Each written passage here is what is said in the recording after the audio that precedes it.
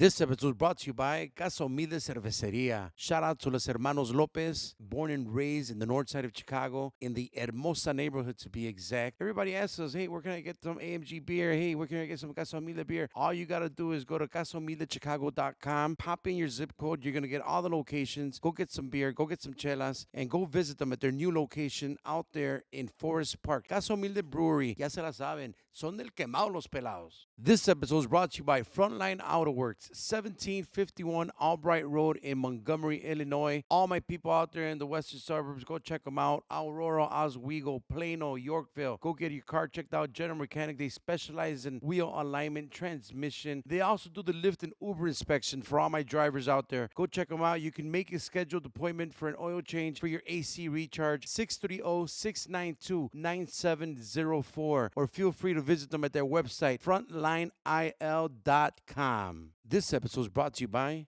Fry the Guy Designs. The man, the myth, the legend. If you need any kind of pictures, any kind of logo for a band, for a business, any kind of video, make sure you hit up Fry the Guy Designs. Follow him on all his social media, Instagram, Facebook. Make sure you tell him the Compas sent you, and he will gladly send you a smiley face. This episode is brought to you by M4L. Mufflers for Less. Shout out to my guy, the Mexican Jay-Z, out there at 3349 North Damon Avenue. That's out there in Chicago, Roscoe Village, El Rey del Norte. Váyanse a chequear el mofle, 773-348-2955. But don't let the name deceive you. My guy out there does everything. General Mechanic, from oil change to transmission to anything that you do, AC recharge, you call it. That's where we go. That's where Georgie went. Si escuchan la pedorra de Georgie, that's my boy Jose Cermeños out there at M4L 3349 North Damon Avenue, El Rey del Norte. Chequense el mofle. Today's episode is brought to you by Aguacate Chicago. Create your custom garment with us. We offer direct-to-garment services for your business or personal needs. There is no minimum order required, and we can also assist with creating your logo if needed. Follow us on all of our social media platforms under Aguacate Chicago.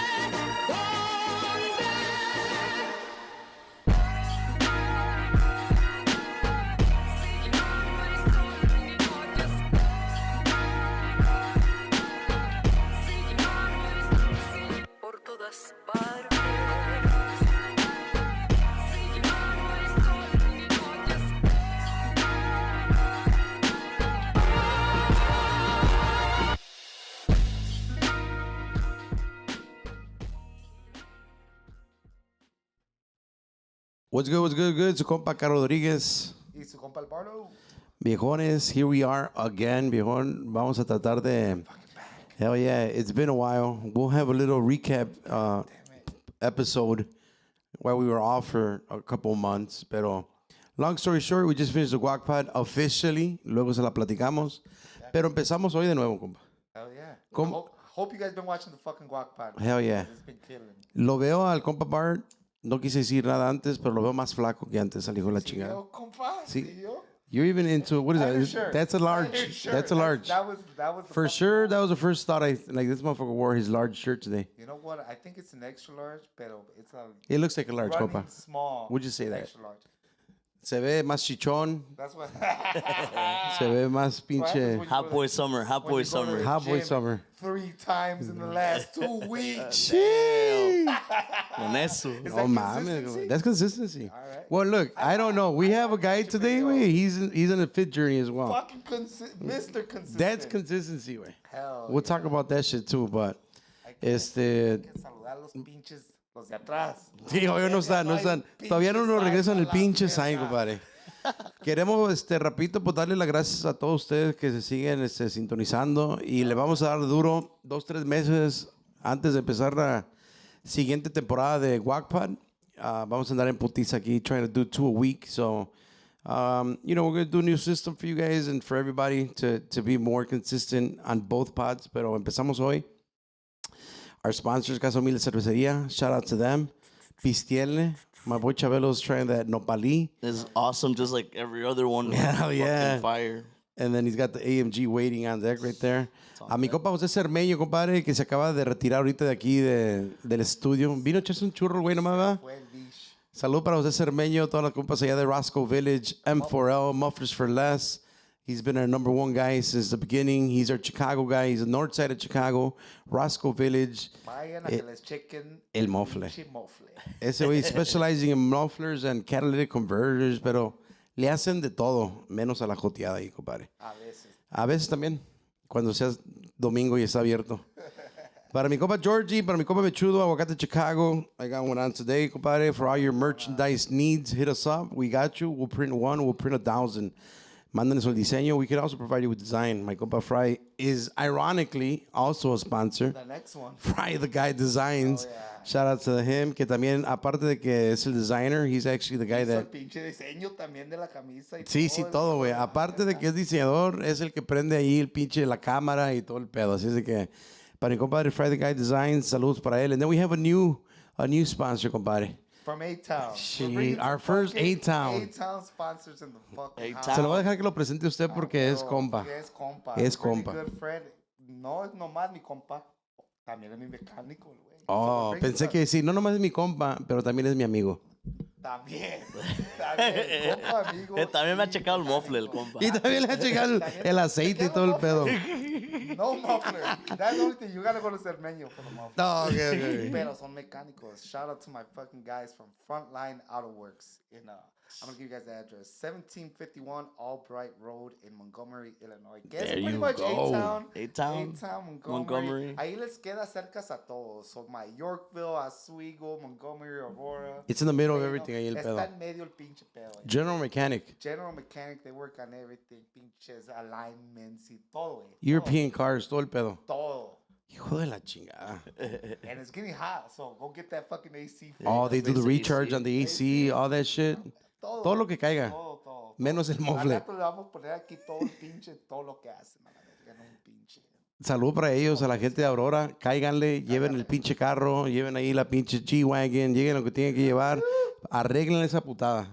Fix it. Arréglenla porque, Fucking check que aguante. engine light off, motherfucker. bro, Sí, no mames. son mamadas, güey. Sí. Well, Y échenle gas al carro, culeros, también. No nomás anden ahí con el pinche... esa me pegó a mí, a la Ah, la verga. ver- Una pinche pedrada. Eso de que 5 on 5 está cabrón, güey. Échenle a 20, hijo de la chingada, aunque sea el pinche quarter tank, güey. Damn it. Mejores, muchísimas gracias para todos los sponsors, compadre. Y igual la invitación, we're still looking for a couple sponsors. Cáiganle. Si quieren caerle aquí, ya saben, tenemos un poquito de todo. You'll be introduced at the beginning, at the end. There's going to be digital banners going out throughout the whole show. Y pues vamos a cotorrear al comienzo. We're always going to shout you guys out. Shout out to them. Shout out to you guys. If you guys want to really support us, bro. Lo hemos dicho desde el WACPAR, güey. Nosotros no somos culeros. No, nunca les pedimos feria, güey, a nadie, ni al guest, ni a nadie, güey. Al contrario, mire. Ah, Están atendiendo. Totalmente al contrario, les damos drogas y les damos alcohol. Así es de que, if you want to support us, all you got to do is go check out the sponsors. Go take your car with my guys at Frontline. Go with my boy Cermeño if you're in Chicago. Order us some merch. O sea, use our sponsors in the way that we can see the return for them and for us. If you want to support us, that's the best way you can do it. And obviously, you can share this on YouTube and all that good Share shit. it, like, comment, subscribe. So we need you guys to we're going to get a little bit more active, man. Go on there, comment. We're going to go on there and bullshit with you guys, answer the comments, give us some topics. I think give us some guests that you guys want to see. Yeah. Whatever, man. Caigan ahí, pinche. I think I'm convinced we're going to do an OnlyFans, Ooh. but it's We only got going a to be... collab, then you guys got a collab with me. It's only gonna be for my first time ever doing coke. Oh, shit. Yeah, we're yeah, gonna yeah, do yeah. that one. 45 years yeah. old, never done coke, damn. and I think I'm gonna do an OnlyFans to just people to pay to see me do my first. Oh, man, I don't know, man. I don't know if I want to support that. Because what if you end up loving it and then it's, you know, it's Yeah, that's the risk. fuck. That's a risk that I'm willing to take. Yeah, because then it's gonna be. And I'll pitch in for the OnlyFans rehab rich. if that's He the might be case a afterwards. fucking we'll crackhead, but we'll he's pitch gonna in for rehab too and shit afterwards. Para que salga para rehab. El pinche OnlyFans. Dijo el Alex Ojeda en el WhatsApp. Mande las Appreciate it, pinches thank you. estrellitas. Sí, ustedes a mándenlas, huevo. sí, no hay pedo.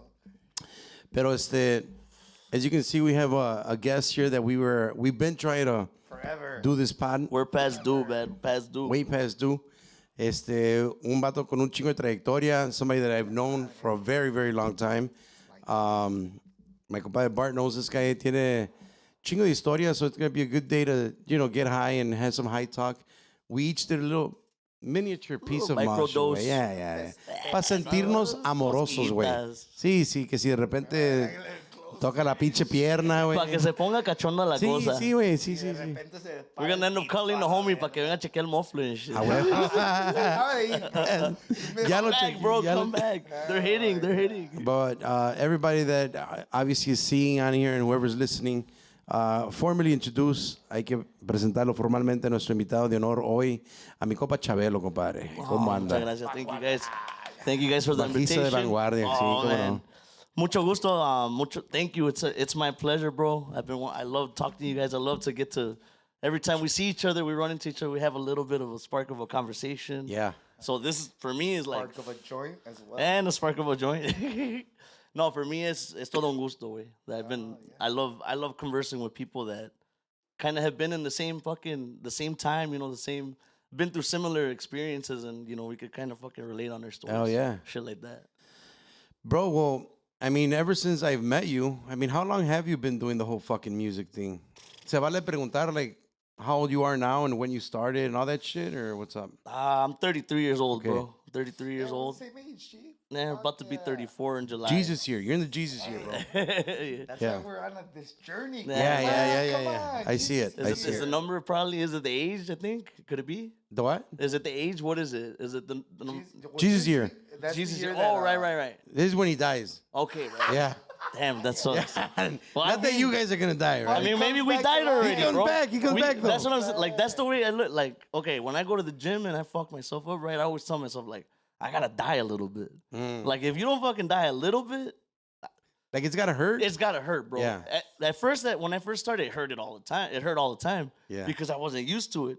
So once I got used to that shit, it's kind of like it just stayed in my head. Like, it's not hitting unless it fucking like at least by the end. Maybe in the beginning. So, Yeah, I So get that's you. kind of like if we die, fuck it, we're gonna come back, right? Jesus comes back and ya bien chingones, ya That's the story. pure. That's the story. Let's hope. Allegedly. Man, Allegedly, fuck it. he comes back. Man, if he dies, he dies, right? Like in the Terminator. Yeah. When did you start though? Way the whole fucking your music career, way, yeah. Bro, my family, my dad was a musician. Viene de familia, Yeah, ¿verdad? my dad was a musician. I grew up with my dad being a musician. My uncles were musicians. When I was born, my dad was already playing in a band. He played bass in like local bands here, like little smaller local bands back in like the 90s. I was too little, but I liked that shit, whatever the fuck. As I got older, I think I was like 6 years old. That's when I tried, they had the square percussion. Oh, yeah, the Roland. The SPD. Yeah. And I started, I was little and no sé, como que the rhythm se me pegaba de cumbia. So I started playing it and I'm like, okay. My dad took me to fucking lessons. I don't know if you guys remember. You remember El Naranjito? Oh, that was my first ever teacher. No shit. Yeah. Okay, well, that was my teacher. Naranjo. George. Jorge Naranjo. George, he used to do quality. Remember Quality Craft, the Yeah. speakers And he shit? used to be a part of Gloria y sus Naranjos. Bro, I've been wanting to remember, like, what's Yeah. the name of that band? Gloria y sus, that was his sister. Because they were all stars, bro. Yeah. Everybody, They were like Tejano Tejanos. Band. Yeah, Tejano yeah. Band. I remember I seen them play. My dad's band opened one time for them, and I'm like, what the?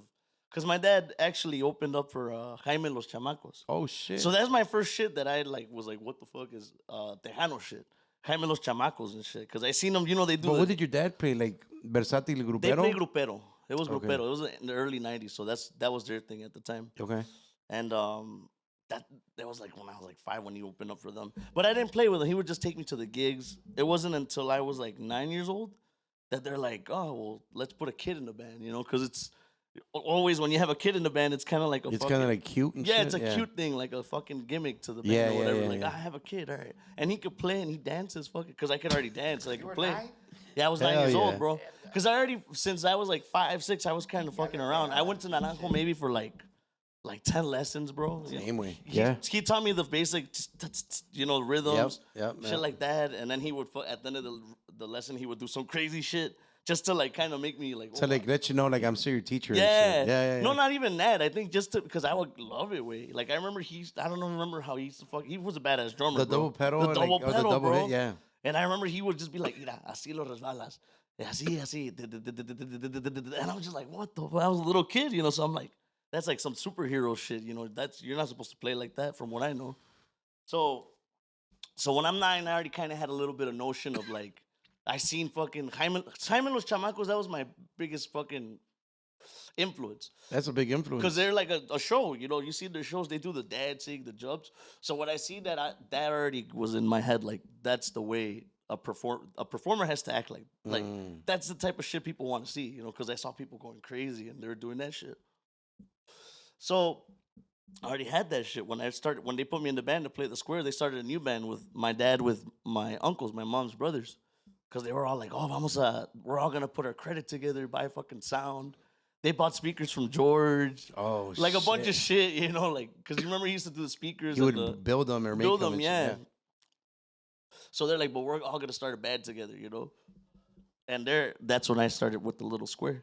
And it was like probably like 98, 99 at the time. Grupero was still a thing. Yeah. Quebradita was already coming out, like was falling out. Yeah. It was kind of like going out. And then Duranguense was about to fucking... Was that like the end of like the Corvo and all that? Yeah, it was around right? that time. Yeah, because I remember at that time, they were still good. Sol Negro, like the band I played with a little bit later. That's where you played at too, right? I helped them out, but Crudos. So it's essentially Crudos was more of the... Crudos was the same band. They were essentially them in Duranguense. Yeah. So it was the same shit. But we would later on, I played in another band where we would always palomazos together. So that's when I met Manny and Mota. I was probably 13, 14. That was a little later on. So with my dad, whatever, the gruperos, I was playing the thing. I wanted to play drums because I could already play drums, but my uncle played drums. So I played that shit, the fucking, the cuadro for a little bit. That lasted a few years, and then, I was doing school, being a little kid, whatever the fuck. And then they quit the band, and my uncle that was living with us at the time, he was a drummer. And he's like, well, I'm going to keep going. And then he's like, well, you want to keep going too? I'm like, fuck yeah, I love this shit, when you try it a little bit, you don't want to fucking... Especially as a kid, Yeah. Because as a kid, I remember I was a little nerdy-ass kid, in school. We'd get bullied and shit like that. So then I would go play in the weekends, and then I'm like, fucking, I'm a rock star. What the fuck? Yeah. And then me tocó tocar en pinche Hispano Fest. One of the years that I was in elementary school, over there at fucking Stevenson School in Melrose Park. So I had a lot of, like, older girls that came. I remember I was like in 5th grade. They seen me play at the fair. So when I was at school on Monday, they were all like, oh my God, like fucking, you were on stage and this and that. So that shit kind of built up my whole fucking, my headway with the whole, kind of an ego, bro. Because it was kind of like, that's crazy. That's when the ego was born. It was an ego, bro. Elementary kid. Bro, it's because it was a mix of shit, because I kind of didn't really like, that's what happens when you skip your fucking childhood, you know what I mean? You don't really know how to act around kids, because they're learning how to act.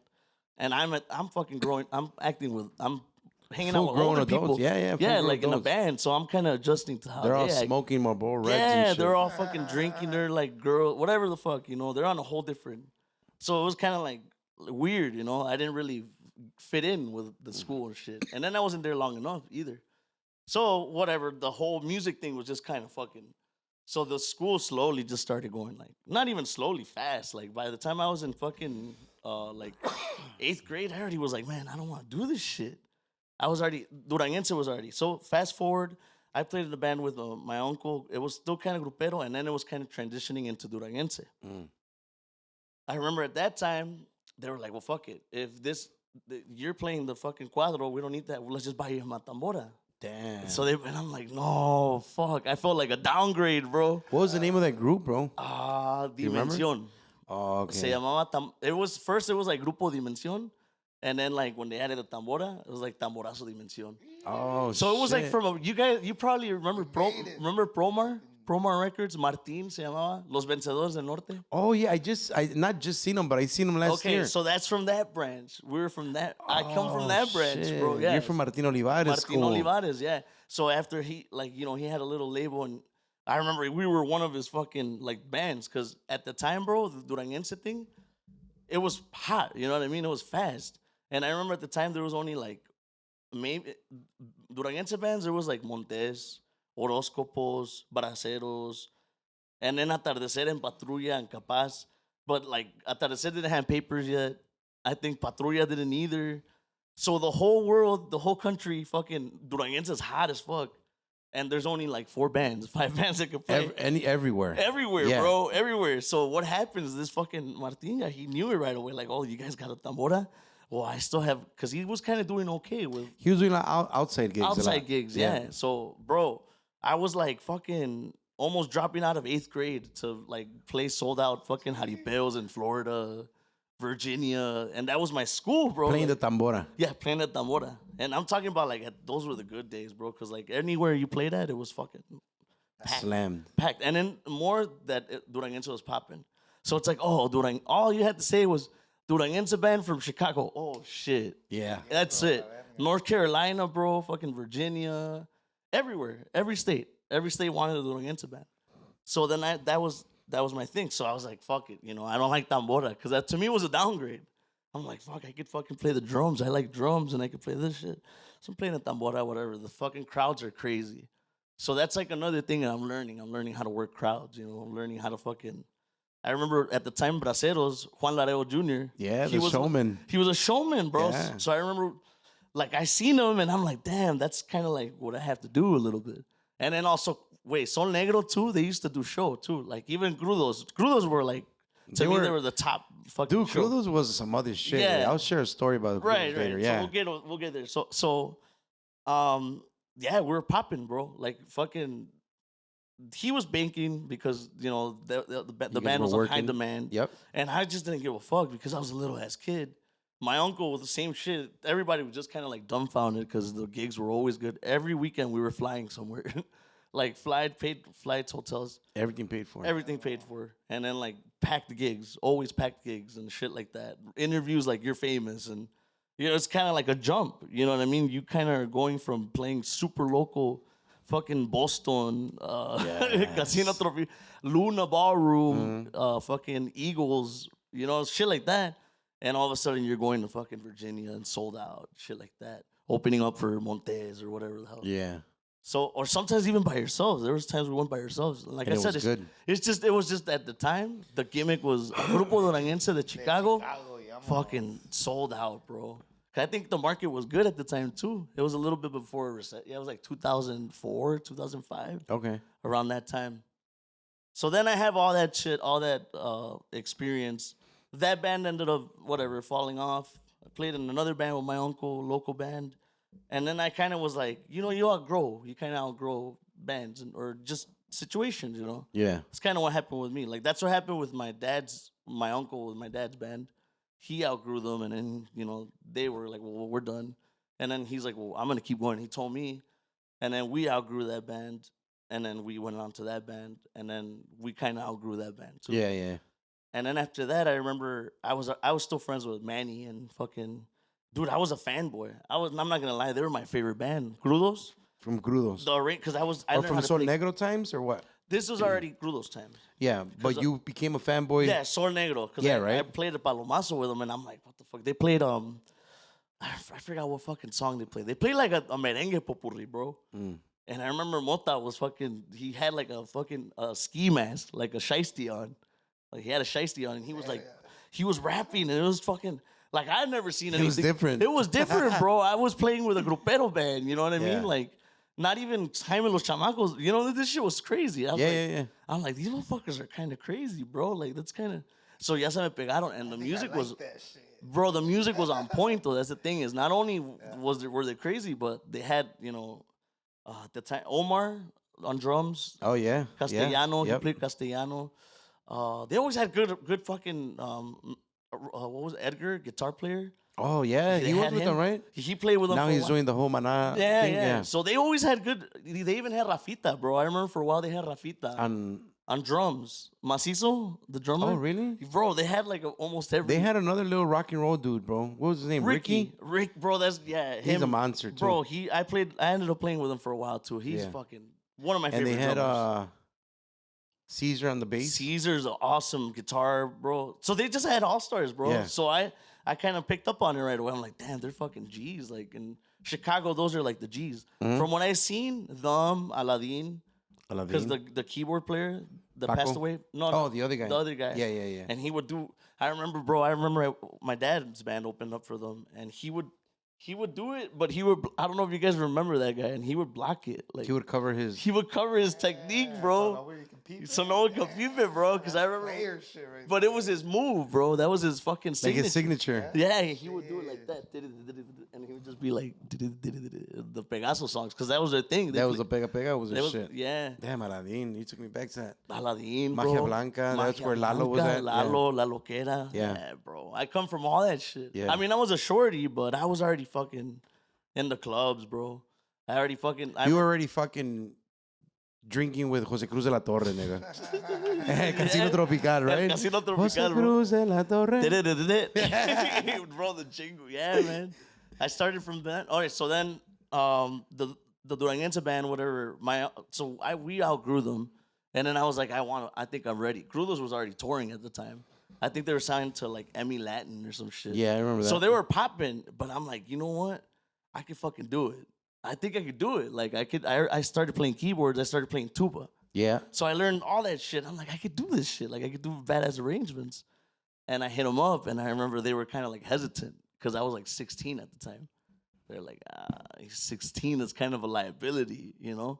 But I was like, bro, I already dropped out of school. Like, bro, I don't even go to school Like, anymore, I don't bro. get broke. I'm down. Like, I probably was like the first generation of those, because you know how those kids came on later. Yeah. You know, back in the day, it was like your parents, if you don't fucking do good in school, you're not going to play. Right. You know what I mean? But then a little bit later, now ya les vale verga. Like, now it's like, échale ganas a la música, mijo. And those, Allí sí hay futuro. yeah, you know? I come from the borderline of that. So I was like, fucking... I told like I was gonna quit. My parents didn't want me to do it. They're like, don't do music or we're gonna fucking, if you don't do good in school, I'm like, I'm not gonna do good in school. Yeah. Like it just is what it is. And at the same time, they were seeing all the fucking gigs I was playing with the Dimension guys. So they were like, what the fuck? All this money and shit. Yeah, they were like, what the, not even the money, bro. Cause like we were getting shy, whatever, we were young, we were learning. Yeah. But they were seeing like the videos of fucking the crowds and shit like that. Oh, like the packed houses and and whatnot. all that. They're like, what the fuck's going on? They're like, okay, well, fuck it, do it. So I got the girls. I'm like, bro, I'm good. Just try me out. And they tried me out. And when they tried me out, I didn't even have a fucking role yet. Like, they were like, you're going to be the showman. And I'm like, That's when I met you. yeah, that's when you met me, I think. Yeah. Boy, I think we met Around the same time. bro. Oh, really? When you were with Clue. Yeah. Yeah. I don't know how long you lasted with them, but It's because I was in and out. Yeah, I we had know. a toxic relationship. Yeah. We would break up and then, you know. I for sure know that that's who you were with at the time. Did you play with these guys, with the Zavala brothers and fucking in them? at all? Okay, so I did. That's when they were with Coralillo, right? yeah. That was a little. So I quit Crudos for a little bit, and I was trying to be like stay at home, local. Yeah. And I was helping out, Paco and Coralillo Yeah, okay. with the Zavala brothers, Yeah, I think then you had probably just Yeah. left Crudos or something. Yeah, like it was that around when because I I was met staying you, in yeah. Bolingbrook at the time, and they're from like Romeoville, There and you go. Yeah. so that was like, oh, they're my boys from over there. The drummer from Crudos actually, Alejandro or Duki, my boy Duki, he introduced me to them. Oh, no So shit, when the last time I got out of, he ended up playing with Doral Show too. I forgot who else he played with, but he played with Crudos. So he introduced me to the Zavala brothers, and then I just kept like hanging out with them, and they're like, hey, well, we're gonna play this weekend, and I'm like, well, I don't got gigs, I quit. Fuck it, and I would go, and I would help them out, and probably for like a month that I did that, and then I helped out Doral Show too for like a good month. Did that shit. I remember I was gonna join Horóscopos at one point. Oh, nice. But they didn't. I don't think at the time I had pink hair. I showed up to the fucking. It's because yo eran desmadre, güey. You think I'm a desmadre now? Well, you've known me through my whole That's life. when I remember you, bro. When I met you, bro, I remember you didn't have a shirt on. You had like ripped shorts. We were Bro. doing one of the biggest festivals in the city, the Fiesta del Sol Oh my god. on Cermac. And you were this young, 16, 17 years old, no shirt. And then I see your motherfucking set, and I was like, what the fuck? It's like a motherfucking musical way, like a play. Like they were singing Laurita Garza, and they were acting out how Laurita got killed, and they were shooting him. Somebody dressed as a girl. Were you dressed as a girl? We would take turns, bro. Yeah. So okay. So then fucking I get the job for Crudos. You're the showman, bro. And the show, they're like, you're the showman, because they already have a tambora player. And everything. He's badass. They have a badass tambora player. I think Caesar was playing tambora, and he was singing. You might be right. Yeah, so it was good. Everything was good. And the only thing was Manny was going to quit. So they got some new guys on keyboards. They had 2 keyboard players. So they didn't need keyboards, and they didn't need a tambora player. So I'm like, well, what the fuck? Like, what do you need? Like what am I here for? Yeah, what am I here? Because at the time I didn't really play drums like that. But did you tell them like, hey, I'm down for whatever? I just told them like that way. I just shot my shot like. You just want to be. I just want to be a part of it. Yeah, I'm like, I could.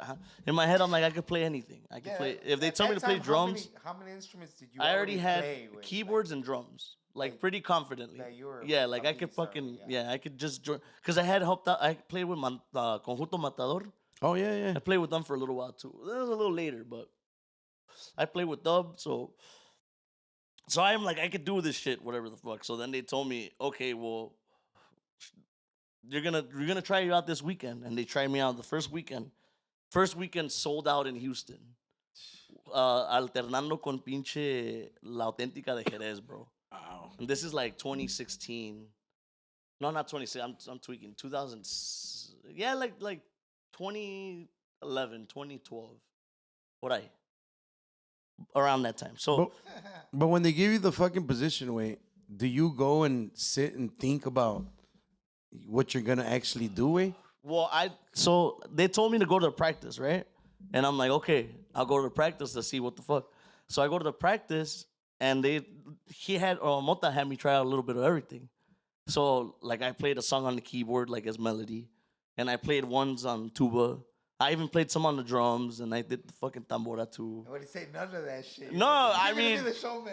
Yeah, and it's because I think he knew he already kind of maybe he was like a brujo because I hadn't really done that much show yet with Dimension. Those guys, I mean, I would do a little bit of crazy shit with the tambora, but when you're a kid, that's all you gotta do is just. There's play. only so much you can do. Yeah, you just dance and play, and it's already like, wow, he can do that. He can hit the tambora. Yeah, he's 9 years old. Exactly. Yeah. So then, when I was at that point, he was just kind of like he was like, this guy's gonna be the show guy. Yeah.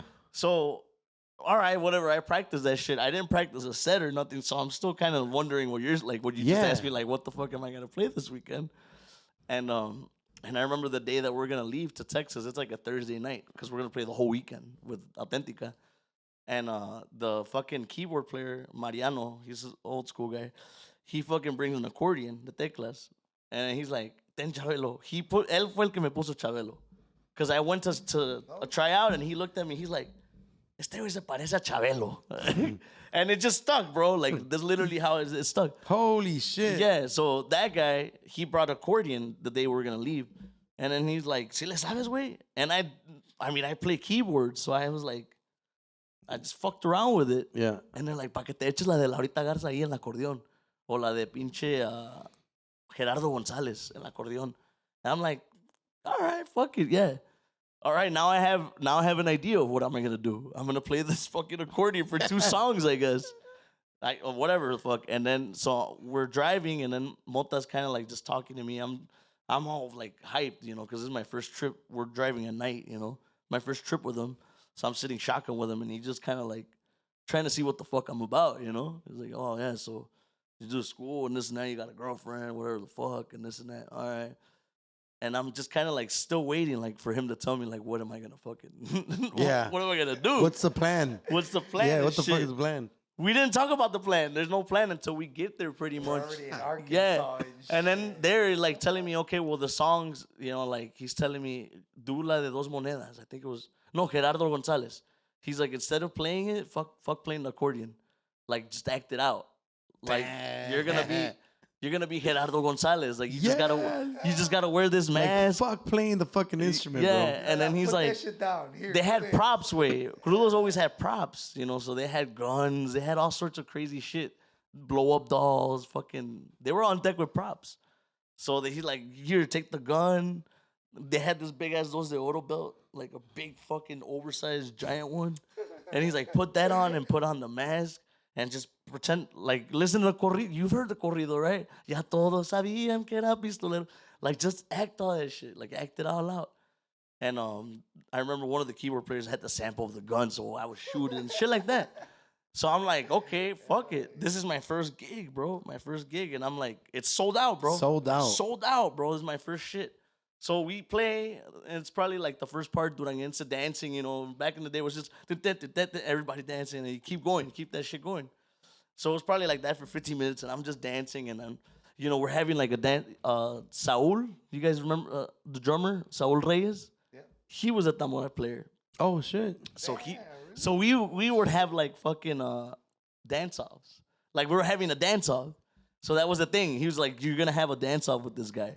Like in the quebradita part. And, Yeah. You know, he was bigger, a lot bigger back then. Yeah. So it just looked goofy, way. Before? Yeah, way. He was Bigger than now? You mean? Or what do you mean? He was about the same, yeah. But he was younger, so it just looked like he was No big. disrespect, Saul. No. I just want to make sure. No, right? yeah. Happy birthday, actually. It was just Is his it birthday? Oh, yeah. Happy belated. Happy birthday. Happy fucking Happy guy. belated by the time it comes out. Yeah, he comes from that school with me.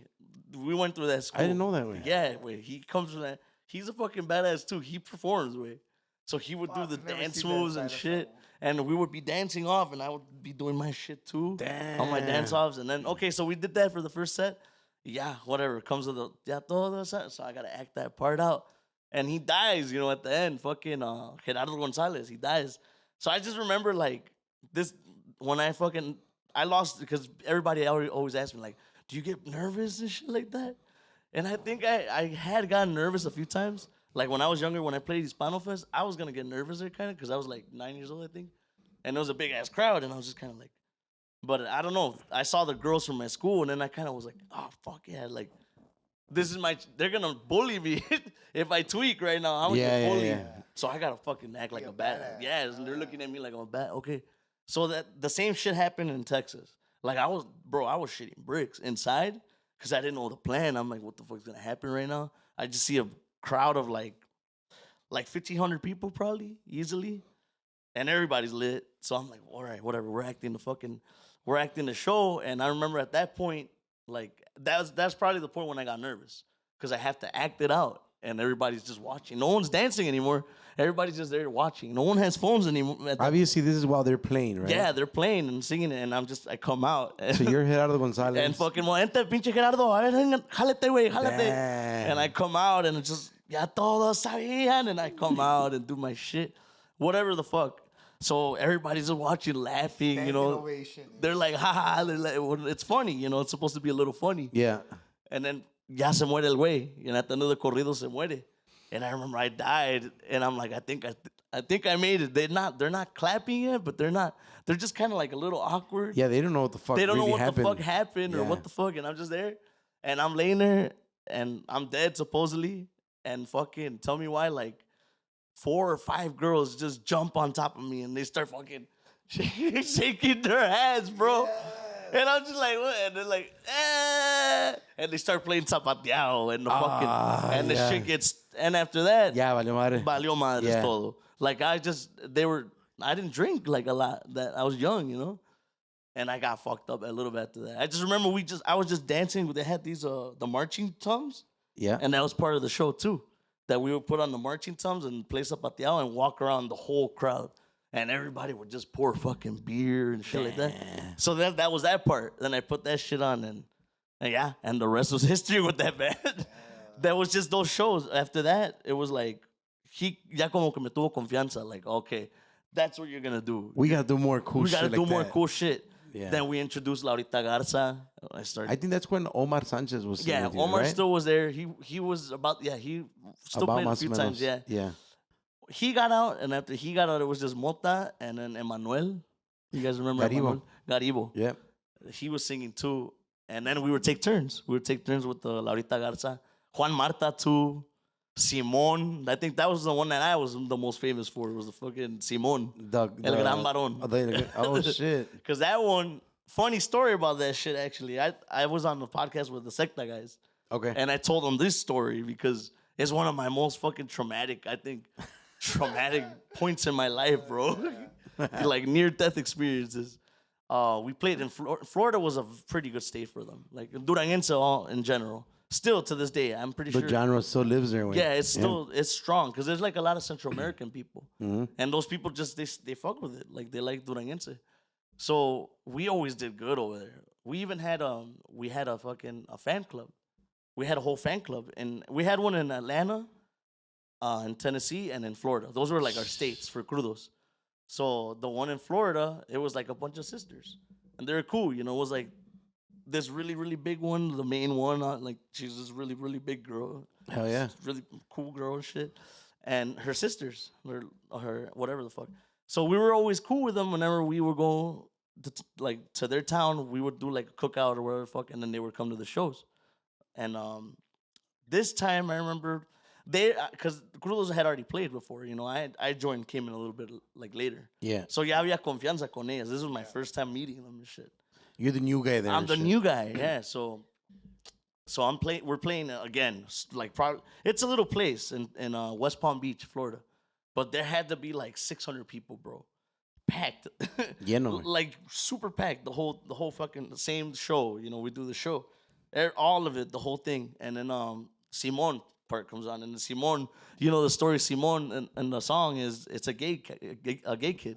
He's like an orphan or whatever the fuck the parents give whatever. And he dies alone. That's the story. What a great story. It's a great cumbia to dance, bro. You're dead. I don't know that one. Bro, it's a cumbia. Yeah, you do. You know it. You've heard it. Yeah. No se puede confundir a la naturaleza. Bro, you've heard it. Next time you're like, I just never paid attention to it. It's so depressing. Yeah. It's a depressing song, bro. Yeah, it's fucking... It's about a dude that died. He dies from AIDS. Not if you're gay. Yeah, well, just don't get AIDS. If you're gay, you just don't get AIDS. That's a good point. Well, AIDS was more popular back then. Write that one down, guys. Yeah, don't get AIDS, guys. Don't get AIDS. But if you do, you know, it's cool now. It's all right. Yeah. Now there's medicine. There's probably a cure. You get cured and shit like that. If you get AIDS, it's fine. But don't do it. It's not recommended. Try not to get it. Try not to get it. Bro, so that was the story, or that was the fucking song. Esa canción. So at first, I would come out in like a giant diaper, bro. Like, you know, like a baby. Because you were born. Because he's born. Yeah. The song he's born. And then, you know, he starts growing up. You know, he's fucking bigger now. And you go to the back and quickly change? And then we had these big-ass muscle suits. And I would put on the muscle suit, and he's like El Gran Barón, you know, when he's like and then, you know, go the intermission, and then he's starting to change the way he walks, you know. And you start seeing the... he's cross-dressing because I come out in a dress. Oh. So then I come out in a dress, and I put on the wig, and then I'm full-blown fucking... By the end of the song, I'm full-blown gay. Like, I forgot what the fucking video was. There was like a Madonna video. I think it was Madonna when she fucking pulls and the water falls on her and shit. I don't know. It was a crazy, but I would act it out, bro. Like, because it was like, so I would like throw myself on the ground and fucking act it out until I die eventually. Then en la cama del hospital. So I'm there, like I'm laying there, right, dying, because ya murió Simón and shit. Yeah. Simón. Mota's fucking grabbing me like, Simón.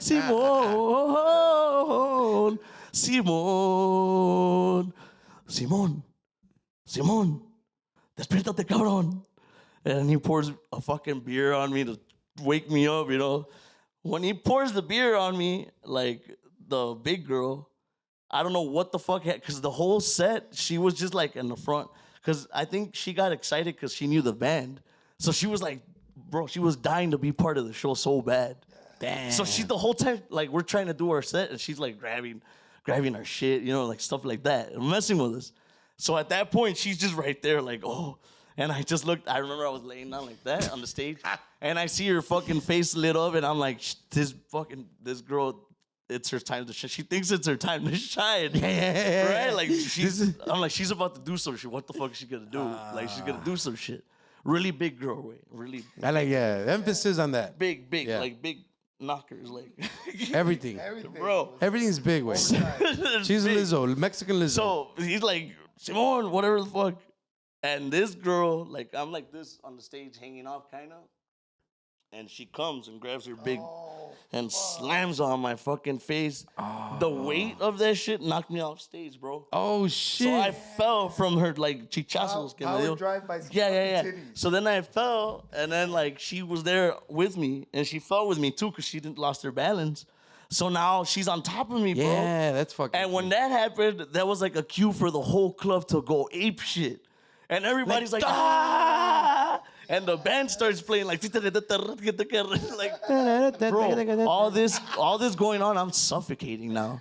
Like this girl's, her whole weight's on top of my. She's big. She's big, bro. Big. Really big girl. And her whole weight's on like my fucking head. So I'm like, well, shit. And now everybody's throwing beer on her. So I'm suffocating and I'm drowning now Yeah, because the beer. What's that called? Like when they do that to the people they're fucking.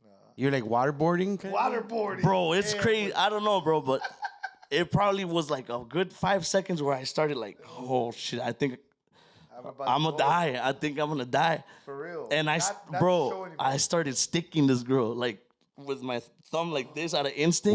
Where? In the side, in her side, because she was on top of me. So I was just like, boom. Probably didn't feel it. And no, the first one, It was absorbing it? Bouncy? No, I remember I went through and I just was like, like trying to rub it like in. quicksand. And then she, like, I could kind of see her, like, Like grab your hand and put it in her ass? no.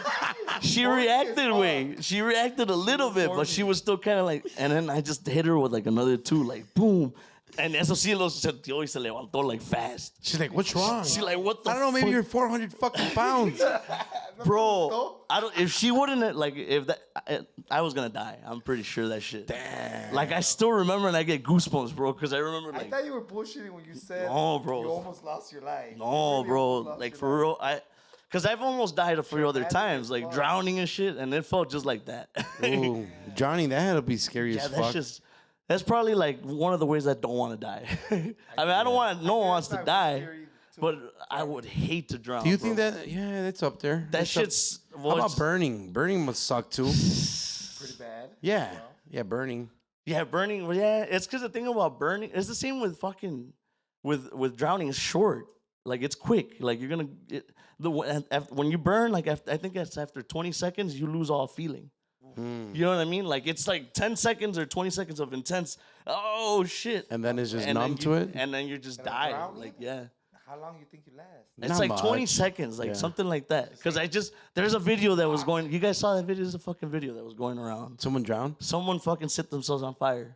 Oh yeah. That. Yeah, I mean, it was going around everywhere, and you could see it. The guy sets himself; he's on fire probably for like 10 seconds, and then after the 10 seconds, he starts and after those 20 seconds, he just kind of lays there, and then Yeah. that's that guy. So it doesn't look pleasant, no. I mean, no way it looks good to die, right? Like unless it's just natural causes. But drowning, Like a 400 pound girl. yeah, that shit, That would have been crazy. bro. That's Yeah, not that would have been natural, 1,000 for sure. Would have made 1,000 ways to die. Yeah. Like, you for sure. you would have gone viral though. Yeah, I'm pretty sure. Well, back Titty then, waterboarded. that's the thing is back then, bro. There was like, no viralness, right? there was no videos. Like Yeah. there's a video and it got edited. It was on YouTube and shit. Stop it. No, There I'm was not a like video of yeah, it? it was a video of it. Dude. Yeah, but like they took it off. It was like a whole Fuck. the whole set got recorded. See it now. Because back then it was like YouTube wasn't like a thing, you know? Yeah. But so for some reason, yeah, they fucking uploaded the video. Oh, you beat her ass. That's probably. I think that's probably why. Yeah, you can see me. And then I think a little bit of her boob like probably fell out or some shit like that. Oh sure shit. did. I'm sure it wasn't a little bit. I don't remember what it was. It was something like that. Like that I was hitting her and then like her titty fell out. So it was they had to take it off.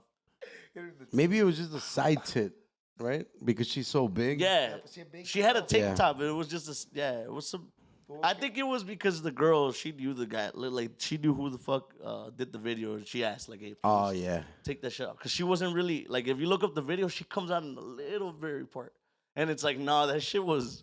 Like she was a main culprit. She was the main thing for that part. Like she almost killed me. Listen, you guys didn't hang out with them after? No, they were still cool. Nah, yeah. That's when I met, bro. That's how I met him. You know, They like, still You barbecued, guys bro. worked it out at the end. Yeah. I mean, Well, it's because I hit her. At the end of the day, I hit her hard, and it hurt her. Like I know it hurt her. Yeah. Like, so I felt bad, even though So she you almost apologize. Yeah, I'm like, hey, my Sorry. bad. But you almost fucking killed me. Like, Your fucking titties. yeah, and then she's like, my bad. You know, she said sorry too. Yeah, she said sorry. I'm pretty sure she did. I hope she did. I don't remember where. I just remember that she was mad at me because I hit her. Like, what the fuck? Like, Yeah. I thought I was gonna die. Damn. I think it's reasonable. Sounds pretty traumatic. I like So that was fucking- one of my most traumatic, like, almost dying moments in my life. So, and it was on stage, you know. Were you part of the crudos when we had crudos on the guac pod? No, And you have a. no, but I saw that guac pod. But no. But I'm saying, were you part of the crudos when they got los morenos los robaron allá in Alabama? No, but I was part of it happened to us at Tennessee. Oh shit! Did they tell you that one? I don't know. Did they? There was, yeah, they did. Bro, They we did a told- lot of drugs that day too. A lot. And it was like 4 hours. Man. Those guys are they're like some of my best friends, bro, in life. Oh, shout out to Shout out crudos, to güey. them, to fucking Son otro Mota. pedo. Definitely gonna have Mota on here one of these days. Mota's, bro, have him. sure He's got a lot of good stories. Yeah, He's yeah, got he a does. lot of good shit to talk about. Him, Manny too, bro. They're my like teachers. They're partially lo que son ellos. My dad too. I can't even deny that shit. I have Hell a yeah. dad, so my dad and my uncles, like they're all the music shit comes from them. You know. Yeah. And my first part of my life was my uncles, my dad, then my uncle, and then when I got to Crudos, I was 15, bro. So from 15 to like 21, probably Crudos were the ones that were kind of like shaping my character. Sheesh. Yeah. Well, we Yeah, were all kind your of whole learning. adult life. Yeah, we technically. were all learning too. Yeah. Because they weren't that much older than me. They were learning shit too at the time. Where did you grow up in? What area? Merle's Park. Oh, you are. Okay. Yeah, Merle's Park mostly. I lived in Chicago like when I was really little, but I mean I didn't. I was, and then by the time I was like 6, we were in Merle's Park already, and then Bolingbrook too. I lived in Bolingbrook for a Okay. while. Yeah, but mostly like on the road, bro. I'm telling you, since I joined the first band when I was like 14, 13, we were already on the road. Like, You've been doing a lot of road life. yeah, road. As far as like I've taken breaks for maybe like months, like From the road life. from you the mean? road. Yeah. Ends up being like just months, not like longer than that. Because that's the thing about music, you try to quit it, like They all come back. no, it doesn't. You Party can't. was- yeah, it was You party. can't. Like I quit first. I was with Crudos, right? Like I think that's when I had my first fucking mental crisis. Cause you're growing, right? And with me, it was kind of like, these are the people I looked up to. Like I look up to these people like crazy. And like you outgrow everything. And it doesn't necessarily mean you outgrow it. Like it doesn't mean you're better. It just means maybe you just you don't fucking mesh with that shit anymore. Or you don't relate to it. You know what I mean? Mhm. So I never thought that was gonna happen. Like with you, when it happens with certain people, like your family or people that are your friends, you just kind of like it trips you out. Okay. You know what I mean? I Yeah. think we kind of talked about how it could be sour, like when you quit with Yeah, somebody or when you for break- sure. You know what I mean? Oh, we talked about it with the Vanguardia. exactly. Yeah. So it's kind of like that. But I like the way you were going because I think it does go deep where, well, you since a young age that you have been on the road, you also sort of broke up with your family, right? Yeah. Like, Yeah. like for me, I always say like and I didn't even do a fucking road life like Yeah. you did, right? But I still feel like even then, just because we were busy every weekend Yeah. for my whole life, like That's the I- same I- thing, bro. I love my cousins. Yeah. But I never seen my cousins, Yeah. like shit Same. like that. That's that sacrifice that Yeah. uno habla, like, oh, the sacrifice of musician. You literally give up your family, way. It's like if the you're gonna loneliest pursue it. life. It's the lonely. We Yeah. lead very lonely lives, bro. I read that a shit ton way. Like it's like, and you go through this fucking fight in life. That's what life is to me. Like life is like you gotta realize you're gonna die alone. Like I'm not trying to be fucking existentialist or whatever. Or like nothing's whatever the fuck. Like I just think you're gonna die, right? Like, and at the end of the day, in this world, you're gonna die alone. Like it doesn't matter how many people love you. Like you're not gonna take anyone with You're not you. gonna take. It doesn't matter. Like it's scary. Like it's gonna be scary for that. But when you fade out, like it doesn't fucking matter how scared you are, or like who's right yeah, there. there's nothing you can do. There's nothing you can fucking do. Right. So that's like coming to terms with that. Like you're gonna fucking be alone. That's a lot though. It is. I think it's kind of like don't. That's when people when you lose people. That's how you learn that shit. I'm not saying it prepares you to die because I don't know. I've never died before. Right. But from what I see is like that's the closest thing that I could compare it to. Like what's the worst thing? Worst case scenario, you die, right? That's the worst thing. That's the absolute worst. That's the worst shit. For But other anything. than that is that you lose somebody, right? I think, like to me, like I think that's pretty bad. Like you could suffer and you could be traumatized and shit like that.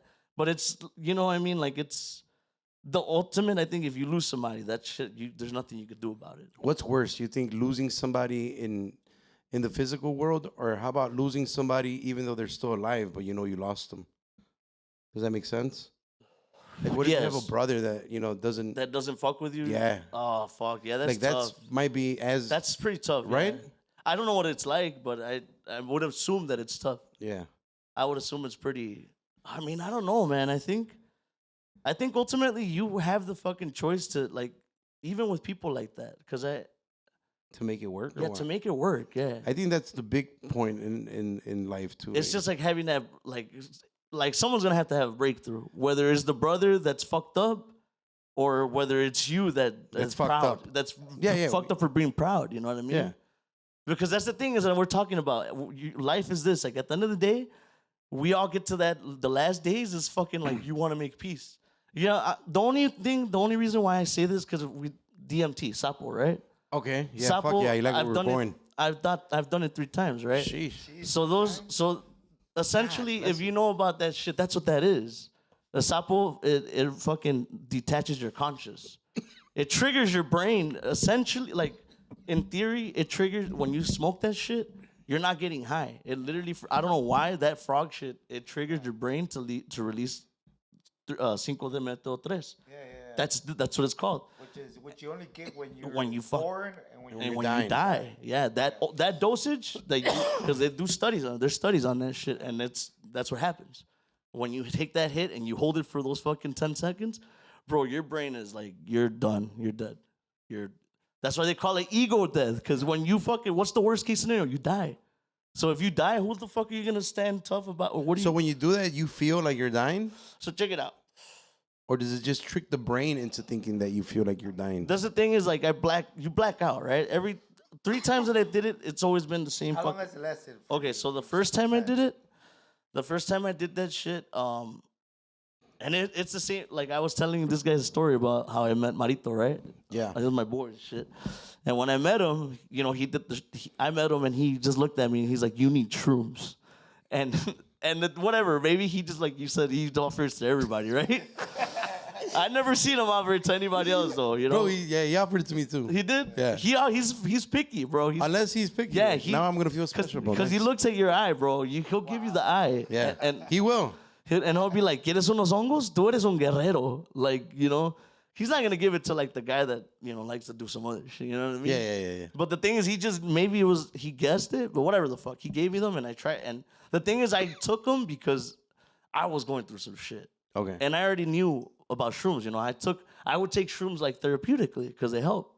Like I think if you're in some bullshit mentally, if you're going through some trauma and shit, you take some shrooms, you go to the woods, you're gonna fight some demons. But if you're brave, I mean, it's gonna help you, bro. It kind of rewires you. You're gonna unfold. Your mind's gonna unfold. You know, because that's the thing. Well, that's the thing is, the brain has it's fucking beautiful, bro. The brain, how it could fucking run everything, even not reality. You know what I'm saying? And it makes your body think it's reality, right? It has this thing of sheltering you. You have these fucking traumatic events happen, right? And they fucking scar you in a way that they hurt. When they happen to you, they hurt so fucking bad that anytime anything remotely close reminds you to what that was, you're gonna react a certain way. But on the other side of your brain, it's doing everything to make you forget about it. Mm-hmm. You know what I'm saying? Mm-hmm. So that's why people do therapy and they do shit like that, because they act like dickheads and they don't know they're acting like dickheads, because it's like a self-battle. Like your brain, their subconscious is trying to protect you from your own shit. Something that triggers you that happened like a long time ago. So I already knew whatever the fuck. I need some shrooms. I was going through some shit. He gave me shrooms. Later on, fast forward, because we're talking about the DMT, that's when he was like, I'm going to join the band. but I want all you guys to do a sapo. And we all did the sapo, whatever the fuck. And then when that happened, that's the thing is we were about to lose an accordion player, and I had my daughter. My daughter was like 3 at the time. So I'm like, fuck, I'm about to lose my marriage. I'm gonna lose my job. What the fuck? Like I was losing my mind. Like I think that was like the fucking, the spiral down to like the most rock bottom I've ever been. Yeah. You know what I'm saying? Like mentally and emotionally. Maybe not like financially, shit like that. But like I was on some bullshit, like mentally. Like, so I was inspired. And then same shit, Marito. Oh, and I'm like, what the fuck is this? And I wasn't religious. So then at that point, I'm like, what the fuck is this really like some higher power type shit that's like at play that knows some shit's going on in my life. And it's So just like throws you this guy. throws me this shit.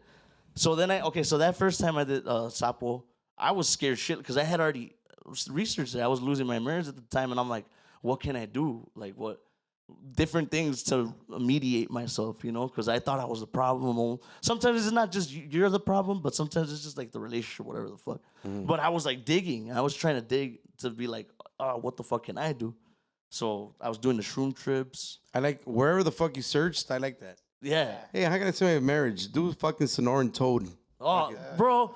Well, this is what I would tell my brothers. Like, all right, because best case scenario, absolute. Don't get married until you know for a fact you fucking dug deep everything and you don't have no bullshit. You know what I'm saying? Like, because we all have bullshit. Like, we all have like that the brain thing that it makes you hide it. You don't know it until you like, next thing you know. It comes up, right? Yeah, people start, hey, you're going to meet somebody that tells you, hey, what the fuck? Like, you're doing this and that. That's not with me. And what the fuck? And then you're going to be like, well, in my case, it was in my marriage. And that's when I started digging. And when I started digging, like, oh, shit. You start uncovering it, and it's almost like you live it again. And it's kind of like, that's what therapy is about. It teaches you how to cope. Because there's different coping, you know. Some people do drugs, you know. Even shrooms. Shrooms is a coping, you know. Like, some people make habit out of taking them a lot, and that's coping. Correct. Drinking, whatever the fuck. Everything. Eating. Yeah, going to the gym. Right. So then I was like, yeah, whatever. I need to cope that way because it's fast. I already knew in my experience it's fast. It helps you fast to unwind all that shit, and then it unfolds. And it's so, Marito, I'm scared as fuck. I did the research. I'm gonna do it for my marriage, right? And then I'm like, hey, wait, hold up. We're gonna do DMT. So just hold up before we, call it quits in my marriage. Oh, I see. You know what I'm saying? So then I'm like, okay. Oh fuck, I'm gonna die right now. Like I already knew what was going on because I did my research on it, and I'm like, Right. You knew what it was gonna do. That's what happens to you. When you hit it, you instantly knew. Fuck. Yeah, I knew what's gonna happen. I'm like, my brain is gonna think it's dying. Like that's the trip. The trip is that. Yeah. So I'm like, fuck, okay. I'm not religious or nothing yet. I'm just kind of like lost. I'm fucking lost down this really dark path. Whatever the fuck. And Marito, okay, I'm like second. Hector did it first. Because I think me and him were the most scared ones because we kind of knew what it was. So we're both like shitty bricks. So he did it first. He's like, if I see someone do it, I'm going to fucking back out. So he did it first. And then he did it. It lasted about like 20 minutes. And then I went next. And I'm like, fuck, okay. Oh, shit. I'm walking up to it. Okay, we got to smoke it. Okay. And he's like, it's very important. Just don't let it go. You got to hold it. Hold that hit. Yeah, because if you don't hold it, you guys have, no, right? No. It's como que una pinche caspita, like heaf, smoking heaf it or looks what? like wax, bro. It looks like a like daz. wax. Yeah, Okay. it looks like daz. But you smoke it, it looks like crack. Like crack. And it tastes like tortilla. Really? Yeah, it tastes just like tortilla. As a matter of fact, after you do that trip, every time you smoke burnt tortilla, you're going to get triggered. It happens to me all the fucking time. Like, I get triggered to, like, the whatever. So he's like, just hold it for 10 seconds. You got to make sure you hold it for 10 seconds. What the fuck? All right. Whispering and shit, right? He's already setting the mode way. Fuck yeah. We're in the middle, bro. We're over there by Rancho 57, somewhere over there. Like in the fucking boonies, bro. In the middle, by moonlight, outside in the rancho. Middle of nowhere. And Marito's wearing like our jackets, like one of our fucking grupo jackets. Oh, because they're in the van, and it's cold, and he just has that on. And he has a Marito hat, like that. Yes. And he, and just so you get an idea of what the scenario. Just turned into my. And then his eye, because he's got the owl eye. It's a ceja La too, ceja, yeah, so man. he's like, Yeah. that's my best. This is one of my best friends, bro. I love this man. Man, saludos, compa Marito. Ah, huevo. Yeah. Love that fool. So, so he's like, yeah, okay, nada más aguardarlo, lo tienes que aguardar. Vas a sentir que te jalan, que te jalonean. Tú déjate llevar, you know? And I'm like, fuck, all right, let's do this, all right. Start hitting it. And essentially, it's like the first you gotta kill. It's like you gotta do a one-hit pull. You know, that's what it is. Todo, boom. Yeah, he packs it according to what he thinks. Like he's like, you're big. This is how much it's gonna take to knock you out. Okay, type okay. shit. You know. So you hit it all. No, keep going. Keep going. You gotta kill it. You gotta kill it slowly. All right, yeah, you kill it. All right, now hold it. Because we're smokers, you know, we can hold it. You know what I'm yeah. saying? So it doesn't. Not an issue. It's not an issue, right? So he's like, just hold it, and he, you know. And then he's like, okay, yes. He's got the music playing. He's got the fucking frequencies. They're just fucking child, like sounds that are playing. And he's like, okay, 10, 9, 8, déjate llevar, guerrero, déjate llevar. And then he's slowing down. And then by that time already, by 7, I'm already like, oh shit. I was gonna ask you, but you are feeling. No, like it feels like slowly like you're fading, but now you're starting to fall fast. Like now it feels like you're free, and there's nothing you could like nothing stopping. You're just free falling, skydiving type shit. That's the closest thing I could relate it to. I've never been skydiving, But that's what you it think it feels feels like, like. what the fuck? And and he's like, and you can see you're tweaking because at that point your fucking eye. You're not going crazy, but you're just kind of like... Yeah, you feel like you are. feel it. And then going. he's like, no, hold it, hold it, hold it, hold it, hold it, hold it. And he's like just holding it right there. And then you're just like... And it's like at that point, and you're fucking going so fast, it feels like you're, oh, shit. And you're just like, fuck it. Like there's a point where you just say... and you just hold your stomach. And then you're gone, way. You black out. You just fucking... And you feel it for maybe like a millisecond of the floating, the release. And then I came back, when I like came back, and then it was just him. And I was dizzy as fuck. And I was just like, what the fuck? Like, it was dark, because I faded out black the first time. And I'm like, what the fuck? And it was quick, so it was the 10 seconds, not even. It was like 4 or 5 seconds, and then I came back. And then I see him, and then he's like, his eyes are super big. Marito's eyes are big, and he's like, oh, he's all scared. He's like, what the fuck? He's like, tranquilo, tranquilo, tranquilo. And I'm like, what the fuck was this? And I'm all shook too, because I'm just coming back, and some crazy shit happened. I didn't fucking witness it like that. Within those 5 seconds? Well, You didn't witness it, but there's a story. Yeah, I was gone for like 20 minutes. Okay. But I only fucking remember those 5 sets like that. And he was like, he was tweaking for a while, and then I started throwing up, and then I see Hector laughing, and then fucking the other guys are just kind of like, what? Shook. Some of them are shook. And Carlitos, the you engineer. guys said it on the first Vanguardia episode. Right? Yeah, this is that one. Yeah. That you fucking. Oh turned yeah, like bro. a I was like crocodile style, that. I was like a oh. fuck. I had an exorcism way. It was like an exorcism essentially because I was just like, like. But obviously you don't remember. I don't anything. remember remember shit, it. bro. I just was all fucked up because I rolled in the ground. I was all cut up and shit. Oh shit. Yeah, because it was in the middle of the rancho way. Yeah, I like, don't remember if you guys said that. In the Yeah, we pod did, yeah. or- yeah, so that was the first. It always stuck out to me. That was the first time. You Yeah. said that you had a real fucking. Oh yeah. crazy Marito told me experience. he's like to this day I've never seen someone fucking. Like, He was all scared too and he shit. got scared, bro. He's like, I've been like, even in my time knowing him, I've been with him. I was with him when he did like 30 of them. Oh shit. So he does a lot of them. Wait, Yeah, yeah. The trips and shit. So I'm like, yeah, he's all scared. So I believe that because he fucking he's like, no, los test está muy fuerte. Y tuvo que liberar unos demonios ahí. And I'm like, I guess so, bro. So you woke up, wait, get better. Yeah, so then I was like, immediate fucking relief. I'm just like, wow. And I'm crying, because I'm like, fuck, I just remember it was scary. What the fuck happened? Like, and it's just kind of like, you're just happy. And then immediately overjoyed. Like, and everybody just kind of looking at you like, yo, because they're tripping out because they seen you. And they're like, what the fuck? And you're like, man. But when you let go, like when you started tripping, where did you go? Like what happened? Bro, I Your think first experience. I think from Explain it, wait. from the 3 times, like now that I'm almost positive that I fucking shifted to like, I don't know, like what you believe in heaven and hell and shit like that. I think there's like different levels of like all of it, like heaven, hell, and the earth, and like there's different.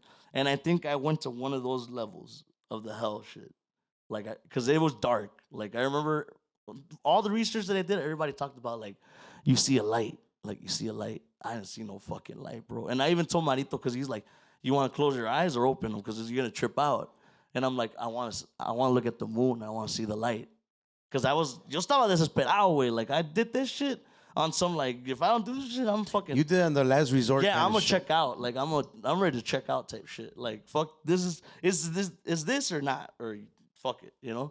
So then I'm just like, you know what? Yeah, fuck it. Like, because that's why I held it. Because, like, you know, that shit, in that moment, it's kind of like, oh, fuck, it's scary. It feels like, you know, the other times, like the drowning, those last seconds of like, you feel like you're gonna die, bro. Like that. It feels like that fear. Like, it doesn't matter that who's close by or nothing. Like, it's just like, fuck, you're gone, bro. Like, sadness is not even a thing. Like, that's not even, it's just fucking. Feelings is not even a thing. It's nothing. Like, Yeah. it's just fucking. But when you went to that dark place, it was just dark. It was like, you didn't see entities, none of that shit. Nothing. I didn't see nothing, bro. It was just darkness. I faded into the darkness. And then you woke up. And then I woke up and I see Marito and his eyes were all fucking big. She's like, oh, what the fuck? And I'm like, oh shit, okay. Everything, and then like I was just immediately overjoyed or fucking I felt good, thankful. I was thankful.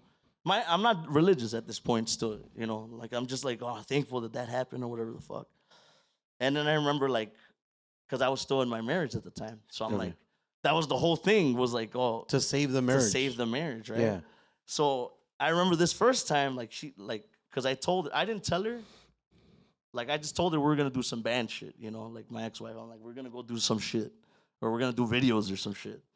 And then I came back, like, that night, and she was already sleeping because we came back pretty late. So I just fell asleep or whatever the fuck. And I told, like, I don't know if one of the guys from the band, I think they, like, checked on me type shit. And, like, because we did this shit or whatever the fuck.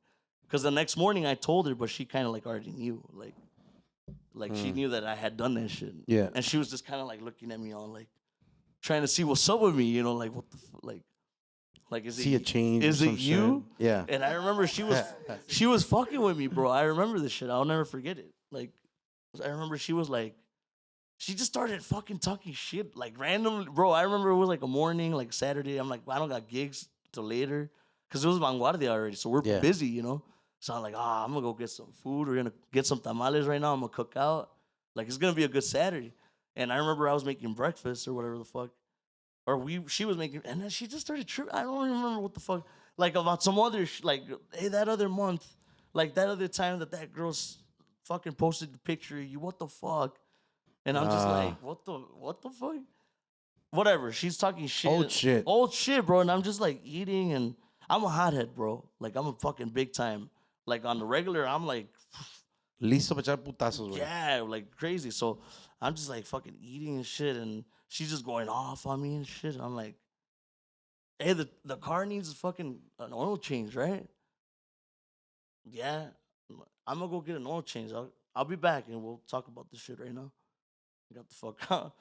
I left, went to go get the oil change, and I'm like, I'm just driving, going to get the oil change. I caught myself, and I'm like, the fuck? Like, I wanted to get mad because I started recapping, like, what had just happened. She was talking shit to me, and I'm like, what the fuck? But then I started tripping on the fact that, like, what I just did, I just got up and, like, walked out. And I got the oil change, and I came back, and she was, like, tripping too. Like, she was like, what the fuck? Like, where did you really go? No, she wasn't tripping like that. She was like, who the fuck are you? Like, who the fuck? What the fuck? Like, you're, what the fuck? Something did happen. Yeah, something changed, like, in the fucking way you are. And it was like that for a while. And that's the thing about that shit is, like, a lot of my dumbass, when I did it first, I'm like, it's gonna cure me. It cures you, right? That's the thing it doesn't work like that. Because it's not a one-time thing. It's not even that. It doesn't even do anything, bro. Like, it's triggering something that naturally happens already to you. You know what I mean? So the experience from what you take from it, that's still on you. You know, like, someone just made a reference. I was at the gym or something. Like, someone made a reference the other day, and it stuck to me. Like, they say, like, oh, Jesus, take the wheel. But it's like, nah, like, Jesus fucking puts gas in your car, but you still decide, like, you know, like, you could go on faith, and you could go with faith, but you still got to like if you fuck up, you're still gonna pay the price, pretty much. You know, like you can't just say, Jesus, take the wheel, and hope that you're gonna do the right thing. Right. You gotta do the fucking right thing, right? So that's the same thing with this shit. So it clears your whole fucking thing. Like the thing is, you have traumas. We all have things like that. Does and it like reset? It resets that shit. But the thing is, life's still going, bro. You know, like life is still going. So you're still gonna, if life doesn't get a reset. You know, the shit that when you got reset, that's still going on. The bullshit. Yeah. So, and if you don't change the conscious, because that's the thing is, like, you have the conscious mind to like change things, right? Like you could decide, but if you don't, what's gonna happen? You're gonna fall into the same shit again. Same habits, the same feelings, same shit. And that's what happened to me. Like I didn't change anything. I just thought, oh well, fuck it. I felt good. I felt good for like a month. I was good. I wasn't. You couldn't piss me off for a month, and then same shit. I started fucking smoking hard as fuck again. I started getting fucked up hard again. You know, I stopped caring about my, shit. Like, resume, pretty much from the same shit. So that's what. That was my one of my. To me, I consider it a near-death experience because it feels like it. Like I got in a car accident too. I remember. You guys remember? I was in a car accident. Like probably like 7 years ago. Yeah. Okay. I fucked myself up pretty bad, and I remember that one was a pretty like a fucking like I went unconscious like, and I remember thinking like it felt just like a sapo shit. Like I remember feeling that same fucking thing. Like, oh, this is. So now I think that's what happens. Like that's what it feels, but except you just don't come back. I think that happens and you just don't. Essentially, you just go on, and that's why there's like all these brujos that practice this other shit because it trains you how to like live on those channels. The next channel that they call it. A lot of people believe it's alien worlds, other fucking universes, and it probably is, bro. Like it probably is for all we know. But second time I did it, I kept on going with my shit, whatever. Next thing you know, I fucking got even worse, bro. Like worse. Like I started being more like me empedaba más feo, güey. Decía pendejo, like I was on just on the death wish type shit, just getting drunk, driving everywhere, fucked up, getting fucked up, way. So what? You just did it, but nothing happened to you. Nothing. It's because the thing is, like, I was just in a bad situation, and the thing is, like, sometimes you gotta remove yourself. Like that's the best thing is removing yourself from the whole fucking thing. Okay. Because the thing is that it's just you might be okay, but like in my case, my marriage, right? I'll say that case. Like I felt like I got a little bit better, but at the same time, like my ex-wife, like she wasn't okay yet. So it's kind of like, well, she still needed to get okay, and there's just no way. If you fuck up a marriage and you fuck somebody up, like there's no getting good together. Like they gotta heal. Just like if someone fucks you up in a relationship, they're not gonna heal you. You're never gonna trust them. You know? Yeah. Just like a friend, anything, a family. It's the same shit for anything. Like animals, instinct. Like if someone hurts you, you're just not gonna trust them. So that was the case with my ex-wife. It's like there was just no trust there. So what the fuck? What's gonna happen? As much as anyone tries, it's just gonna be bad, and it was just bad. Like before you know it was in the bad circles. Yeah. So that shit just me pesaba más, and I was going through this thing where I would just like I had all this fucking anger because I'm like, what the fuck, man? Like I don't fuck around. I like music, but damn, I don't fucking sleep. Like I can't even enjoy the money that I'm making. Like. I'm doing all this shit like for my in my head for my family. Like, what the fuck? Like, and then it's not fixing anything. But it's because it's like you just go through this thing in your mind. You think like it's unfortunate. It's just happening. But you have the choice. Like you have the choice to fucking either handle the pressure or get out or change or make a change, right? Yeah. So I did. I'm like I just gotta sit it out. I gotta stick it out. I'm on bullshit, whatever. At that point, my ex-wife was just like, ya vete la verga, like, that's it. When that happened, it was like that was the fucking final blow to my ego, which was, ironically, the last thing holding me up. Yeah. You know what I'm saying? Like, yep. I like that motherfucker, whatever. So that was the last blow when she fucking, I'm like, I don't want to be with you or whatever, or no more. And I remember it was like during the week, and I was hanging out with my friends. I'm like, Kingston Mines. You guys know Kingston Mines? Yes, sir. I fucking love to go there. So I'm like, hey, let's go to Kingston Mines, bro. Like I was already like on a 2-day binge, like just me on my own shit, bro. Like just during the times that I was just whatever, fuck, trying to like cope with like the reality of you're not gonna have a family anymore. Yeah. You know, when that Your hits you- version of therapy Yeah. and shit. Well, when that hits you at first, it kind of is like you don't want, well, what the fuck? What do you do? Like I don't want to go back to my parents' house. Do I find an apartment? Like what? Because you live with, you know what I'm saying? Yeah. So like, what do you do? Like what the fuck? Live in a hotel for a few days, and it's just like you that shit. Like you got to deal with it, and you're having a hard time. So it was one of those weeks, like where it was like, yeah, I was gonna move out from my ex-wife. And we got fucked up bad at Kingston, like bad. We got rocked, like, and I drove there, and I just remember we fucking got rocked, and then we were leaving. I like blacked out. I'm fucking pushing road construction science type shit, just drunk bullshit, having fun. Yeah, we just fought with like some dudes, took their girl. Like we're on bullshit way. We're on bullshit, having a good time. Yeah. Instead, and then I'm in the car. And when I'm in the car like I blacked out, and I was fucking. I came back because I remember my friend fucking. He was sticking me just like how I was sticking the girl, like that. He was hitting me too on the side, and I remember I was in the fucking on 94 by like Adam, by downtown. You know how it starts curving. Yeah. And I was like going like 90 something, like about to like trying to go into the wall type shit. Like to the border. Yeah. Like trying to hit the border. And I was about to like go like from the last lane or some shit. And he's just like, Chabelo, what the fuck? And I'm just like, what the fuck? Like, then I came back and I like a deer, like, what the fuck's going on? Like I blacked out. Like I was flooring it and I was about to fucking crash. And then after that, I was kind of like, oh shit. And then it was kind of like it set in, you know, like there was this kind of not like a millisecond of that feeling of almost dying, you know, like not the full fucking flown, but that just like it flashed. That quick flash. Quick. It's just super quick. And I remember we're just driving back and we're just like, we're both kind of crying and shit. Like he was crying because I think he thought he was going to die too. And then I felt like shit. I felt bad. I'm like, damn, I almost killed this fool. Like, and I almost killed myself too. Like, what the fuck? And then the next 2 days were just like, bro, it was like the darkness. That the first time, but I was just on my own shit. And I wasn't talking to nobody. We didn't have gigs or nothing. I was just on my own shit. And Marito calls me and randomly one day, Chabelo, first thing he says, wait. This is why I'm saying it, I don't think it's random. Because the same shit, the first thing he says, ya está listo para su segundo sapito. Aquí se lo tengo, ya llega a Chicago. What the fuck?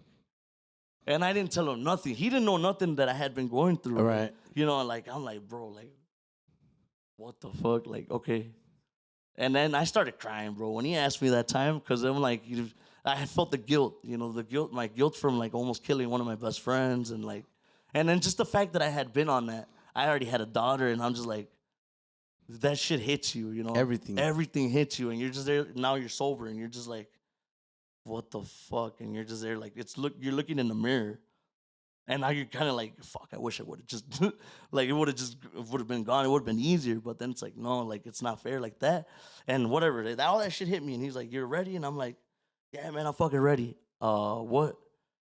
One question, man. That's just one, like, I want to see the light, man. Like, the last time, that shit was scary. And I'm laughing and with tears in my eyes. I'm like, that shit was scary. I want to see light. Like, and you guys know Marito. Marito's fucking, he's crazy, bro. He's like one of the most craziest people and shit. And then he's just like, hey, pues, mire, hermanito. I'll never forget the shit. He's like, entrégase a Dios. And in my head, I'm just like, what the fuck? Like, I didn't sign up for this part, bro. Like, bro, what? Like, it was like such a fucking intense, overwhelming feeling of like, I don't know if it's disappointment. And then at the same time, like, oh. Really? Like, that's like, really, that's what you got? But at the same time, like, my ego's already done, mind you, because my ego got shot already. Fuck yeah. So then, like, it was an immediate, like, and, like, shut the fuck up, bro. Like, you ain't shit. Listen to someone that already fucking has done this. Whatever, even if you don't validate it, like, just fucking shut the fuck up, bro. Just listen. You're not living life the way, that was my moment right there. Like, What you're doing, listen, you're fucking up, bro. It's not it. You don't know. You don't have any validation. So Yeah. listen to what he's saying. And I'm like, okay, what do I do? Because I'm on the phone, like, what the fuck? He's in his apartment like 30 minutes away. And I'm like, he's like, come right now. He's like, véngase, pasa pa la pipa esa. Ya sabe cuál la ocupamos. La pipa y rece. Rece, hermanito, entréguese a Dios. I'm like, what the fuck, bro? Okay, so I hang up, I get in the car, and I'm in the car, bro. And then I'm just having a whole relapse of everything, replaying everything from my life to like where I'm at right there, my mirror, like everything's just in my fucking head. Like it's all playing back because I felt like I almost died the night before, So I'm just Right. kind of like, this is where I'm at. This is like my timeline right here. Let me play it back, like as if that was it. Like, and then I'm looking at him like, what a piece of shit. Like, look at what you're looking at. Like, and then I'm like, okay. And I just kept replaying that, and I started talking, and I'm like, all right, what's up, God? Like that, literally. What's up? I never been here before. I'm driving already. I'm driving to fucking. I know. I don't know what to fucking say to you or nothing. So let's do this instead. Let me do this, God.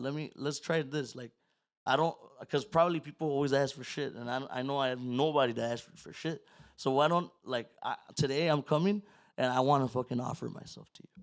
And like, if you're gonna kill me, because I thought it was gonna happen. Like, just do it. Like, because if that's gonna happen, just fucking kill me. Like, but I'm yours. Like, that's for you. I don't want anything from you. Like, don't give me shit. And I started crying, bro. Like, I started like really fucking like ugly Bawling. crying, like Yeah, yeah. bawling, and I'm screaming this shit. I'm like, I'm yours, man. Like, just take me, man. Fuck, like, I don't give a fuck. Like, I don't care. Like, fucking take me. I'm yours. I'm yours. I'm ready. I'm ready to come home. Like that. Like, yeah. full blown ego death. That's the point. Submitting, just submitting. So then I was like, okay, fuck, I guess. I felt liberated. I really did. So after that shit, I was just kind of like, that felt crazy. Like, that already felt like part of the trip. Yeah, like a You know what I'm big saying? ass weight off. Like a super part of the trip, and I'm just shook. Like, I'm kind of like in shock. Like, what the fuck just happened? Like, What did I just do? what? Like, I just never fucking cried like that before on my own shit. Nothing Right. like that. So I'm just like, what the fuck? And then I get there to Marito's apartment, and he's already ready to go. Like, he's just like quick with it. And he like doesn't even formally say what's up, nothing. He just like, sí, trajo todo. Sí, sí. Like, he's just ready to go. He has the music going, and he's like, okay, se entregó a Diosito, hermanito? He asked me, and I'm like, and I remembered. I think so. Like, I remembered, and I'm like, and I'm just like, my friend, the one that I almost fucking killed, he was with me. Oh shit. Because he was doing it there too. He was gonna do it. He did it that day too. So then I'm like, I'm just fucking again remembering, and I'm like, I'm coming home. I'm coming home, God, I'm coming home. I'm crying again, bro. I'm remembering it, and I'm just like, I see my friend, and the guilt, bro. It's just the guilt, and I'm just like, man, I deserve. I'm a piece of shit. I deserve to die. Fuck. Like, I'm coming. Yeah. I hit it. Same shit. Oh no, yes. Ocho or whatever the fuck. Same by like 6. I faded. But this time I didn't, like, I remember there was a light, the light was on. Or it wasn't on, actually. No, all the lights were off. But then I saw in my trip, that was the last thing I saw. A light. The light, and I saw a light. And I remember, like, fucking, like, just a lot of numbers, just seeing a lot of fucking numbers. Like, and I was like, really fast. Like, I don't even, the thing about this trip is I do remember things, but I don't remember them visually. Like, I'm telling you them, and I didn't see them. It's only like I felt them, and I could describe them, but I didn't fucking see them. Like, I don't remember seeing them. Because it was quick, the same shit, 10 seconds. I came back, and I was like, but this time it was only like 5 minutes, my trip. And I didn't do none of that. I had a recording on another phone, and I was just there, like, smiling, like just fucking smiling, like, just smiling and crying and shit. It's just like, like that. That's what I did for like 5 minutes, and then I came back, and I was like, like in the video, I call Marito Alvarius. That's what I call him, because what? Alvarius. Alvarius. Yeah, because that's what the toad, like Bufo Alvarius. And then since I met him, that's just the nickname I gave him, like Alvarius. So in the video, I was like, Alvarius? and he's like, "Are you back? What the fuck?" Yeah, I guess so. Okay. And it was like that's when I already knew. Like he's like, and he asked me, he's like, "You know what you gotta do?" And I'm like, "Yeah, I knew." And it was just kind of like at that point, I'm like, "Okay, yeah, the marriage is done. Like that's like you saw it already. It's done. Like that's not gonna determine the rest of your life. You gotta close that chapter and let it determine that chapter. Write the next chapter. Make the next. You have a daughter, right? Start writing her story. Fuck your story. You know, fuck all that shit. Fuck all your bullshit. Fuck trying to make cuentas, because that's when I started going down the whole fucking. You know, I was telling somebody else the other day, like you start going through this fucking mental thing when you. It happened to me like when I was like 27. When you start growing conscience, and then with the sapo, you start kind of like questioning yourself as a human, like as a person or as a man. You know, you kind of like you look at what the fuck you've done in your life, everything, like everything. In my case, I fucking got really thorough with it, bro. All the most fucking retarded shit, and I'm just like, you go through this thing where you want to do cuentas, like essentially it's like playing God. Like you can't play God. You can't. Who are you to say like, okay, I did all this fucked up for all this fucked up shit. I'm gonna do this good thing now, and like that, you know, because that's what that was in my head. So that's what you were. I was thinking of it like that. You thought of all the bad. Yeah. So let me try to do all this good. Well, I wasn't. I didn't. I fucking me desanimé as soon as I started writing. Like I just started writing. I'm like, God damn, I got a long way to bro, go. I'm fucked. Literally, that's what I said to myself. You could have just adopted like 10 African kids away or some shit. Like, hey, imagine, oh man, bro. No, for me it was just kind of like a fucking waking point, and I think it was okay, and it's like I think that's kind of like the message now. Not my, I think it's just a message. I think it should. It's kind of like because I was telling them at the secta guys, because I was having a very similar conversation. And half of those guys are really young, you know. Yeah. Sawa and fucking Oh, that Tamal. motherfucker's really young. They're young, bro. So Tamalito. I got deep like this, and tell me why. I glanced over, and they're both just like. Yeah, they're probably like, this motherfucker They're like, what? is a time traveler. They're like, what the fuck? They're thinking about. They're questioning their characters. Like, I did a lot of bad shit too, bro. Fuck. And I'm like, barely 21. I'm like, bro, chill. That's not like. Look, like if I want you to take anything from this is what I try to. I'm like, take this from me, like at least. Like I'm 33, I'm fucking like almost like more like 10 or more years older than you. Like, take this, like I wish I would have changed this before. Like, instead of fucking trying to do cuentas, fuck all that. Just give, bro. Just give. Like if you can, just give. Like anything. It doesn't have to be money. Like even this, like I'm doing a podcast with them. I was doing a podcast with them. Like I'm saying this little bit of shit. Maybe someone might hear it. And they might be like, man, fuck all that. And it might fucking resonate. And it might be like, damn, there's a little bit of, tiny bit of hope or some shit. You know what I mean? Like, I'm like, take this, but just be like, don't do cuentas. Because then it kind of, I don't think that's our purpose in this world or in this universe. Because it's, you think about the world and universe, it's, we share it. You know what I'm saying? Yeah, there's all these conspiracy theories that people run the fucking world and this and that. At the end of the day, the population is a population. You know what I mean? So how do you share something? Like, well, you give, right? Like you give, like you just, at least that's how I look at it. Like that's what I told him, take that from it. Like be giving, motherfucker. But don't be giving and then try to like, right away try to like write it down. Yeah. Like, well, I did this shit like that. Fuck all that. That should wipe out that one time in Vegas. Yeah, because that's then that kind of takes away the whole fucking experience too, yeah. Yeah, like the fucking. Because I think that's a the points of giving. That's a blessing, bro. Like that's the thing is that I didn't learn. I wish I would have learned that early on my age, like because I like I said, I went through a whole phase of hating music, because I'm like it's the fucking reason why I lost my fucking family. Oh, of course. I blamed it a lot on it, bro. And then until eventually, like I fucking realized, like, well, no, bro, you were broken. Like you were all fucked up. Like you didn't. Like that's not valid. You can't. Like there's people that are successful and they do it, and they're like, no, that's not a good example of it, right? So then after that, it was just kind of like, it's not. I don't know. I lost myself way. Do you feel that you're more like religious now then? Yes. So, ahí te va. So after that time, the second time I did it, that was the big time wake up. Like, he came. Like I don't want to fucking be that guy to say, because I'm not a saint or nothing. Like I said, I'm not trying to check off nothing. Like, but I feel like, yeah, it definitely fucking changed my whole. After that, like I became super conscious. Like everything that I did, like, okay, I'm gonna fucking no. If I drink a little bit, I'm gonna get fucked. No, if I this girl's calling, if you answer, this is gonna happen. Yeah, Or yeah. like, oh, she's the. Oh, you already know. Yeah. And it's like before it was just like, oh, okay, Fuck like, it. fuck it. Yeah. And, but now this time around, it's like, think about it. Because you hold yourself accountable. Exactly. That's Yeah. what I started. I started holding accountability, and I'm just like, you don't want to be back there. You don't want to fucking go back. To that same Backtrack. cycle. Yeah, like a backtrack. You already fucking live outside of it. And I was like, okay, then this is true. Then it started fucking really tripping me out. Like, I started feeling better. The gym, that was another thing. The gym kind of it went in hand. Like, so a little bit after the second time I did it, I moved out of for my ex-wife. Mhm. And I moved there with my parents. My brother, our engineer, I don't know if you guys met him, right? Oh, yeah, yeah, Freddie, yeah. my brother.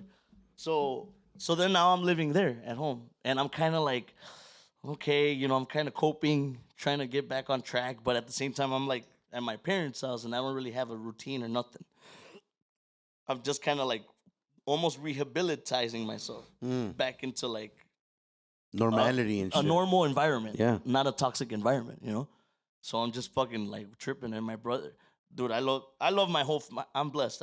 I'm blessed to say that I have family, all my family. But my brother, ese way, see, he picked up on it like that, like quick. He already knew. Like, I don't know if he did or not, but he would see me moping and he'd be like, "What the fuck? You're just gonna be on that shit?" Like, he would come everywhere. He'll call you out. He'll call me out, bro. And he was Like, just like, "Hey, let's go to the fucking gym. What the fuck? You're just gonna be a piece of shit." And I remember one day, I don't remember, like, because I wasn't conscious of most of this shit, way. And I remember one time he triggered me, way, because he brought up my daughter, and he's like, "What the fuck? You're just gonna be like, what the fuck? What is your daughter gonna think? And your fucking ex-wife just see you like this." And I got mad, bro. Like, and I had it. I'm like, and I caught myself. I'm like, damn, I haven't felt anything other than numb up to this point. Yeah. And I'm like, I gotta go with it. I gotta go with it. Ride that wave. Right. I'm like, all right, let's go. He's like, let's go you're going to the gym, right? Yeah, let's go. I'll go to the gym. Y ese güey me metió una putiza, güey, that whole fucking week. Like, fucking, like, bro, crying. Like, I would cry in the fucking grown-ass man crying in the gym. I don't know if it was emotional or fucking... Yeah. Just from him pushing me and like, come on, motherfucker. Okay. So that week. And then after that week, yeah. Like, I was like a dog. Like a fucking puppy that, okay, that's my routine. I got to wake up and that's what I got to do. And it made like all the emotional shit that I was barely starting to uncover. Because it was all new to me, bro. The intensity of the depth of my fucking persona or character, suppose it was overwhelming to uncover all that stuff. So if I didn't do the gym, bro, I don't think I would have survived it. Way. And how long has that been going on now? The gym this is gonna be almost my 3rd year, bro. Oh shit. Consistent, like pretty. What do you do? Like 6 days, 5 days, 4 days? Yeah, I try to mostly do like. That's because we go out of town sometimes and shit like that. So for the most part, is like if I'm home, I'm going. Even and if I'm out of town, if I could train or whatever the fuck, I'll train. But like right now that we're home, like 5 days in, that's just 5 days. If they got a fucking gym in the hotel room, pues aunque sea cardio, algo, abs, yeah. Like I think it's one. But you're going all out, right? You're fucking doing the whole eating clean, all that shit. Yeah, fasting, all kinds of shit. So that's the thing is like I fall off of it sometimes. It's because the fucking drinking, bro. Like on stage, it's hard. Smoking too, no? Smoking is not such a problem for me. Did you quit that at all? Or no, I still smoke. Okay. Yeah, I still smoke regularly. I just cut it down. Okay. Because I know, like, that's just like anything. If you smoke a lot, you're gonna have the munchies. So what's gonna happen? You're gonna eat more. But if you just I like to smoke. Like right now we're chilling and shit, whatever. But normally I'll smoke like in the morning. Like I'll wake up early, go to the gym, smoke before, go to the gym, come back home, eat something, smoke, and then go on with the day. And then I won't smoke again until I get back home. Yeah. Yeah, to call it a day. Call it a day. Yeah. Like before, bro. every hour. Yeah, I'm like, I gotta take a piss. Well, I'm gonna smoke first. Hell yeah. Me tengo que echar un pedo. I Yeah, gotta yeah, take yeah. a hit. Bong hit. Have you ever fucking For farted while everything. you're smoking? Yeah. It's the bro. I'm not. Look it. I still fall off. There's days. It's because they go. That's the thing about it. You gotta commit. Like you gotta commit to to faith to everything, bro. Or else you kind of start crumbling. You know, for instance, when I drink, that's usually when I start. I tend to make the worst decisions. Okay. And that's when I started to realize. I caught myself not that long ago. I'm like, I think that's a type of alcoholic. That's a alcoholic. Like I'm not an alcoholic where I could. But it's one of the tendencies, Yeah, right? like if I just touch a little bit of it, no hay medida way. Like I go off the You can lose rails. it, Yeah, so that's the type of I had to learn that. Like I'm like I have alcohol. I'm not an alcoholic. No, I smoke, but it's like no, I am an alcoholic because as soon as like I fucking taste a little bit of it, like it's kind of that's when the fucking struggle becomes like that. So, but it's just a balance thing, bro. Like it's like that's why I love the gym because it keeps me accountable.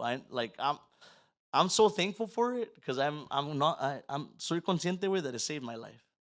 So like I'm grateful for it. Like Fuck yeah. I never want to lose it. You know, that's something that I never want to lose.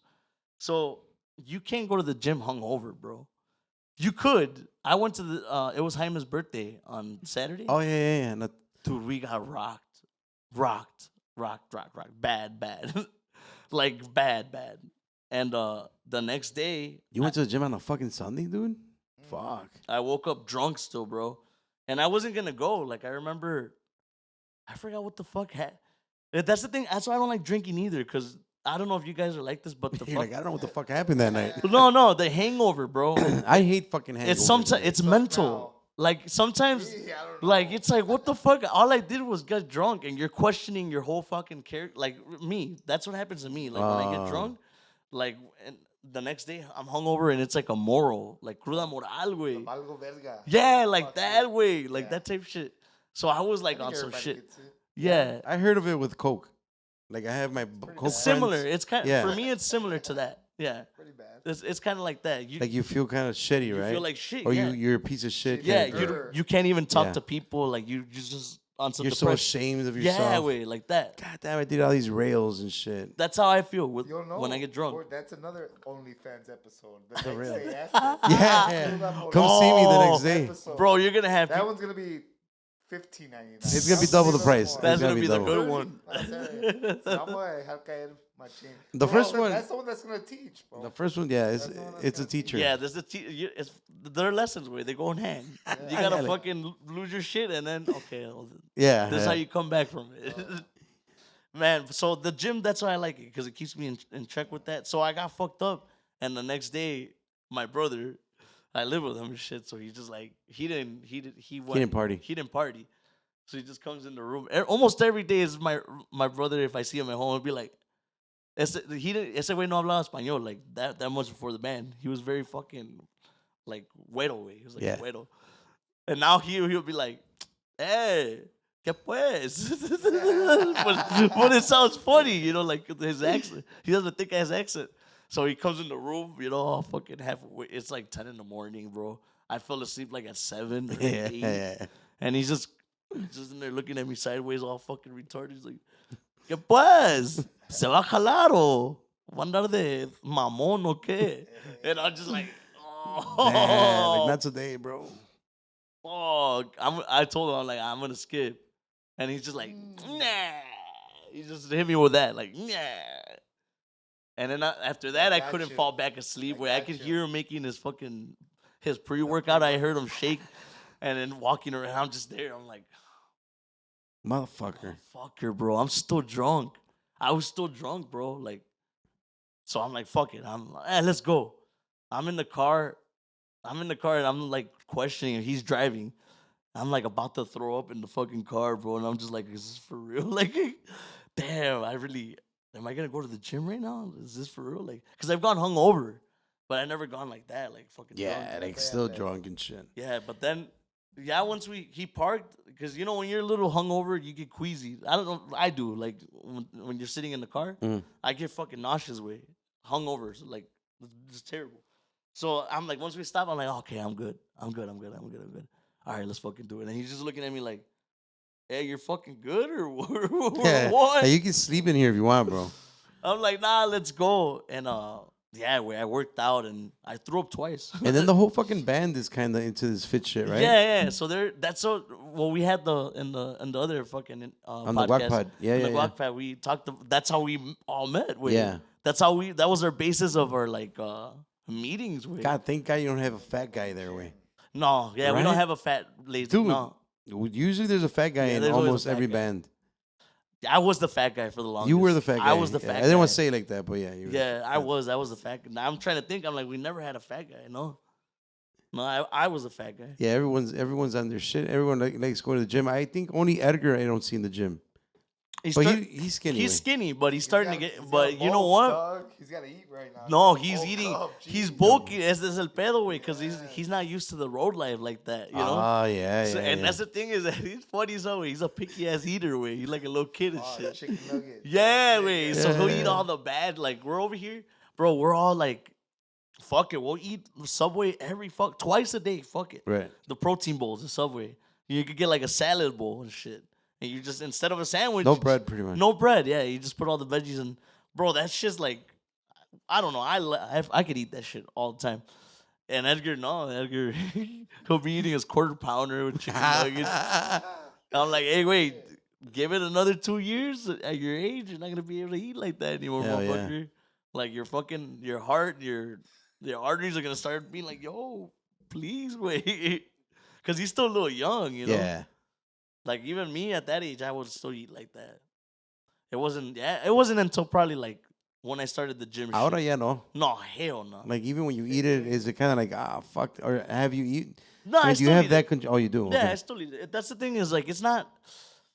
All right, so here's the thing about that, because I know you're trying to get into that fit shit, right? Like, Yeah. So- I started hitting the gym. yeah, okay. So that's the thing is because a lot of people are like, oh, fast food and shit and all that shit. It's not necessarily like terrible. Like it's just you're not supposed to eat it all the time. Yeah. Because it's not the most nutrient dense food, right? But like in my case, like sometimes like I don't got time. You know, if I don't have fucking time to go sit down at Chipotle and eat Chipotle or I cook for most of my shit I cook. If I don't have time for any of that shit, was fuck, I gotta go eat a quarter pounder. Just try not to eat the fries, you know. But if you eat a quarter pounder, you're good. You gotta eat the fries. Wait, that's the thing. I'm the same way, bro. Yeah. I'm the same. Cause then it's like With a shit ton of ketchup and shit. yeah, and then you're like, well, the Coke, because the Coke from McDonald's hits The best different. Yeah, That's yeah, Coke, yeah. bro. You could do that, but just don't do it as much. And then they're Just don't do assholes it every day. because they're Yeah. like, if you buy the double quarter pounder just for $1, You make you it get a big as 10-piece or whatever. Oh, fucking, they yeah, got that new wait. fucking midnight sale or whatever the fuck Yeah, it is. so that's just that. Like, I still eat that shit sometimes. Like, I'm gonna say I cut it out completely. I do. There's days that I don't have time to eat like good, and then even like if you don't prepare yourself, it's expensive to eat healthy, bro. Like it really is. Oh yeah. Even if you prepare it yourself, because now there's a trend of like grass-fed fucking butter, everything grass-fed way. Yeah. Your fucking like your milk is raw. They just changed the label. Yeah, it probably. Well, you Like know, all this time, like I thought all that Yeah. those motherfuckers just ate well, grass. that's the thing is a lot of there's a the lot fuck of have we been What were eating? they eating before? there's a lot of brands that already have been doing that shit with that are like just old school, like you know what I mean? And- Yeah, I seen one of them. Like we've been gluten free before it became a thing. yeah, and it's like they're just more expensive brands and shit, and now they're like popular, you know, because it's like they're grass fed or whatever yeah, the fuck, they're organic. like organic, and, Non-GMO. well, now we could charge the fucking $15 for a stick of butter and Yeah, shit. yeah, yeah. But you know, like whatever, like anyways, it's a balance. So you could eat McDonald's still too, but don't let it. Like the thing is, you got your body's like a car, right? Like so now you're working out. So the thing is, like now there's a lot of factors that are gonna determine. Like now, like in my case, like now I'm okay. Now I get what I'm doing. I get the working out. I get like the whole. Okay, how do I optimize it? You know what I'm saying? Like okay, well what the fuck am I giving my body for energy? Yeah. You know what I'm saying? So there's like a science to all that. Like it's like And also the body's got to detox all Right. the bullshit you've given Yeah. it, right? so that's why I like to do the fastings. You know, like a lot of people are super against the fastings. Like one of my brothers, the other one that you guys haven't met, he's a pro lifter. He competes and shit. He's a bodybuilder. So he's super against that shit all the time. He's not. He does like, no, bro, why would you fast? Like, he's like, why would you fucking do that to your body and shit like that, you know? And my thing is just kind of like, well, it's because it's good for recovery. Like, that's the main thing when people do fasting for 2 days or 3 days. It's because in those points, like, your body's fucking reset. Like, it's a reset it's también. scavenging all the bullshit that you have. It's just grabbing it. Like, it's grabbing it and shit that's just been there. And it's scavenging, and now you're fucking, that's why you feel lean, you feel all tight and shit. So now, so think about it. You do that, just to give you kind of like an idea. You do that, and then you go eat McDonald's right away. It's kind of like, Yeah. like, why the fuck did you do that then? You know what I mean? So once you start doing it all, it kind of makes you more kind of like, you know, I don't want to eat that shit. Yeah. The purpose You know, of it. the purpose. Correct. And then you start enjoying the other food. Like, I don't want to say that. Wait, I'm simple. Like me, honestly, every day, fucking 6 eggs at least. I eat, and a lot of people will say like, that's bad. A lot of cholesterol, fucking the butter, and it's like Fake news, way. Nah, it's how like you cook them. I don't fry my eggs. My eggs aren't fried. Just fucking cook them in butter or avocado oil or regular oil. Like, just don't fry them. Right. I'm fucking. Don't use the fucking masola. And Yeah, shit. don't use the corn oil. Yeah, don't use that shit. It's fine. You could eat that. And to me, I love eggs personally because it's like you could always have eggs. Way like you go to the store, corn store, fucking gas station, you're always gonna find eggs. It became my favorite food. My favorite food now is like eggs. Way like that's a thing you gotta do. Like if you want to be fucking fit and shit, like get the. Okay, looking at you, fucker. Eggs and madre. Yeah, just find something. Some you might like something else. Some people like ground beef. Way I recently started liking ground beef too because it's cheap. You can just buy a bunch of it and like, for instance, like Store it. Yeah, way you they have these cups at Costco of rice. Way they already have them pre-measured for you. Like just throw them in the microwave, put them in there for 2-3 minutes. The portion's perfect. All you gotta do is cook some ground beef. There you go. Ground beef. You don't have to season it. Just salt and pepper. You want to fucking give it flavor. You might think this is weird, but I tried it the other day. I eat it with eggs too. Sometimes I don't even eat the rice. So ground beef, eggs, Greek yogurt. So Greek yogurt kind of tastes like a little bit like sour cream way. But it's fucking better for you. Sour cream's not good for you. So you put Greek yogurt on it. Aguacate way. Hot sauce. There you go. And you have a health. That's a healthy ass meal, bro. You go to the gym the next day, that's all gonna be fucking straight muscle. Cause that's the thing about McDonald's is meant to be like you eat that shit and you process it fast. Because they want to make you more hungry. You know, that's the whole point of it. That's why they have all those fucking it has a lot of chemicals, the seed oils, all the seeds and shit. Because that shit's meant to make you more hungry. Like it's just it doesn't fill you up. So it's not bad necessarily. That's why a lot of people, when they bulk, like the fucking Sam Sulik guy, the young guy, he always says it. He's like, if I'm bulking, Wendy's and McDonald's are my shit. Yeah. Because it's quick. You get it on quick. But in the long term, that's not good for your body. Oh, yeah. It's like, it's not. There's a lot of cholesterol and shit like that. Just pick simple food that you like, way. Like fucking, I like eggs because they're so easy to cook. There's so many things you could do with them. And fucking omelet, chilaquiles, pinches. Well, I'm not saying I'm trying to get fit, bro. To be honest. Yeah. But I've just started going to the gym. I want to be healthy. Yeah. You know? It's because that's how it starts. I think I'm pretty fit already. Nah, you're good, way. You look good, way. Yeah, you're good. Yeah, but I'm saying it's because you're gonna goes in hand way. Like you're gonna start feeling it and once you really get committed to it. Like I've just heard so much, bro, about being in the gym and you feel better. You're fucking, and I want to do something different on it. It's good for it's like be able to just fucking feel different. Yeah, obviously, like you said, bro, that's how you fucking ended up getting all that shit out. You know, all that shit you were going through. You know, fucking in there, fucking damn near crying, getting all that stress, all that bullshit out. You know, I'm sure it helps. Way. It's like fucking coping way. It's a way of coping. Except the thing is, it's just stimulating you. You're not using any unless there's people that compete and they use fucking steroids and shit like that. You know, that's a whole nother thing, right? Yeah. But for the most part, you're stimulating yourself. You know, like it's It's like that's why it's good. You know, positive. it's At the end positive. of the day, it's fucking positive. Just like in a lot of ways. like faith. A lot of people say it's like meditation because it really is. Like, so now are you religious? You would consider So- yourself being religious? so then? I don't like consider myself Catholic or like none because I don't go to like a service. I don't go to Okay. services. I like going to churches, but like on my own. Like when there's not a service, yeah, I'll go meditate or pray away. Like I still pray. Like I pray. I believe in God. Like I'm not gonna lie and say, there is a big Jesus statue in the front of my house that Oh, okay. I touch his hand every morning, me persino, and like I'm that religious like that. I try to kind of like play it in the sense that like because that. that's what your family. that's- That's how you grew up. Well, my family grew up Catholic, Yeah. but they're not so much anymore. Now we're just kind of like we believe, but now you know what? Like I do want to get more into like because I want to baptize my daughter. So if you baptize, you got to get a little more like what church you're gonna baptize her, like what religion, and that's the thing is like that's I don't want to be pushed because I remember when I was younger, that's what pushed me away from religion. Is like when I started doing my first communion, started reading the Bible, and I'm just like, what the this shit's kind of crazy. Like it's a little wacky, but that's the only reason why I kind of quit. Like for my daughter, how she's gonna take it. I think as long as I kind of put it into perspective for her, should be all right.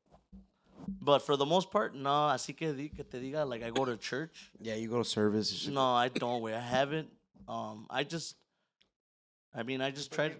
I have a faith, and I try to live my life like as if I'm being judged. You know what I'm saying? Like I just, like kind of like that. Like there's always someone watching that I gotta make sure I don't say no bullshit or do no bullshit.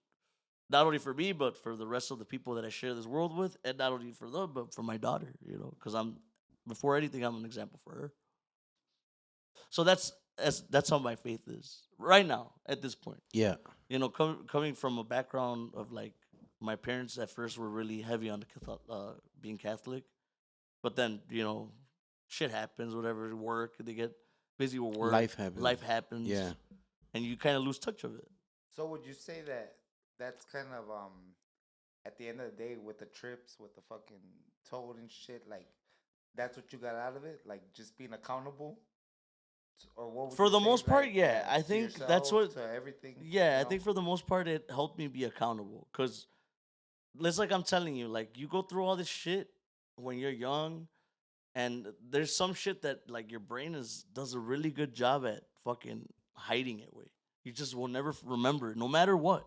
Mm-hmm. Like I even went to therapy, and sometimes I had to say it over and over certain things, and like I wouldn't fucking.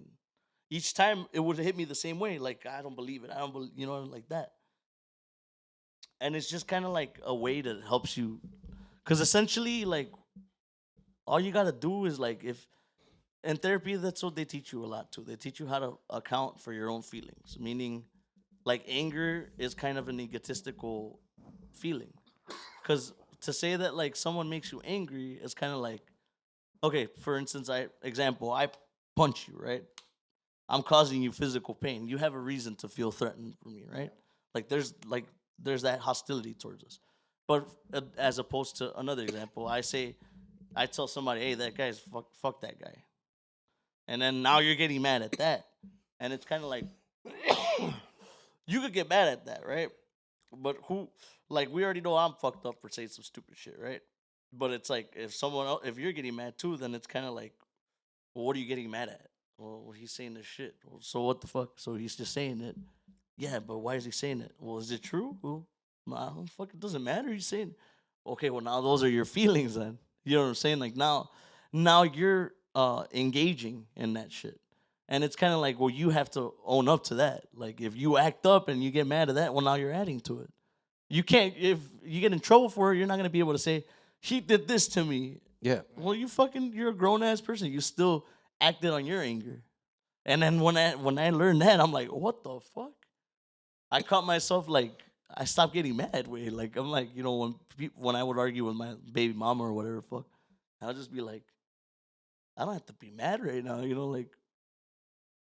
like maybe they're mad, but I don't have to be mad, And it's like, that's a very thing. It's very hard to separate yourself because that's an egotistical thing. You feel entitled. You know That's what I'm saying? that is crazy way. Yeah, you're entitled. Like, and then especially because you go through sometimes if you don't tap into those feelings, that's the beauty of the brain is that it shelters you so much that sometimes it makes you tough way. So you just can't disassociate either one of those things. Right. Like there's just until you look at them in the mirror, and then that's when you look in the mirror, bro, and it breaks you. Like that shit. Some people can't handle it. Like some people just can't when they look in the mirror and like you could say it that way in the mirror, or you could say the cuentas. That's another way of looking at it. And that's just because your brain did such a good job at hiding it from you. Exactly. So all these things you start remembering it, you're like, fuck. And then there's just the mash of fucking guilt. You know, a lot of it at first is guilt and shame. Because these are things that happen to you and there's nothing you could do about it anymore. Right. Like maybe that happened to you when you were a kid. That person might even have died already. Whoever did that fucking shit to you, you know? Like there's just unresolved for life. But you're just always going to feel. So then you kind of go through that for a little while and you're just kind of like lost in that shit. And you're like, you just feel ashamed because there's no justice for you in that case. So then it's kind of like the hardest forgiving you got to do. So all these things is like in therapy, they teach you how to cope with it. Like there's a lot of different, they tell you like you go to the gym. Journaling is another one. Journaling is a big one that helps because you write it down and then you go back and you read it and it kind of disassociates you for a minute. And you're able to like, it's like you're reading a story about some fucked up shit that you went through, you know? Right. You're telling yourself, and it's kind of like you're allowing yourself to revisit it because you've forgiven yourself. That's how you could revisit it, and you could live with it. So now when something triggers you, you're not gonna tweak because you already were like, okay, that's pretty much life. Like I already knew.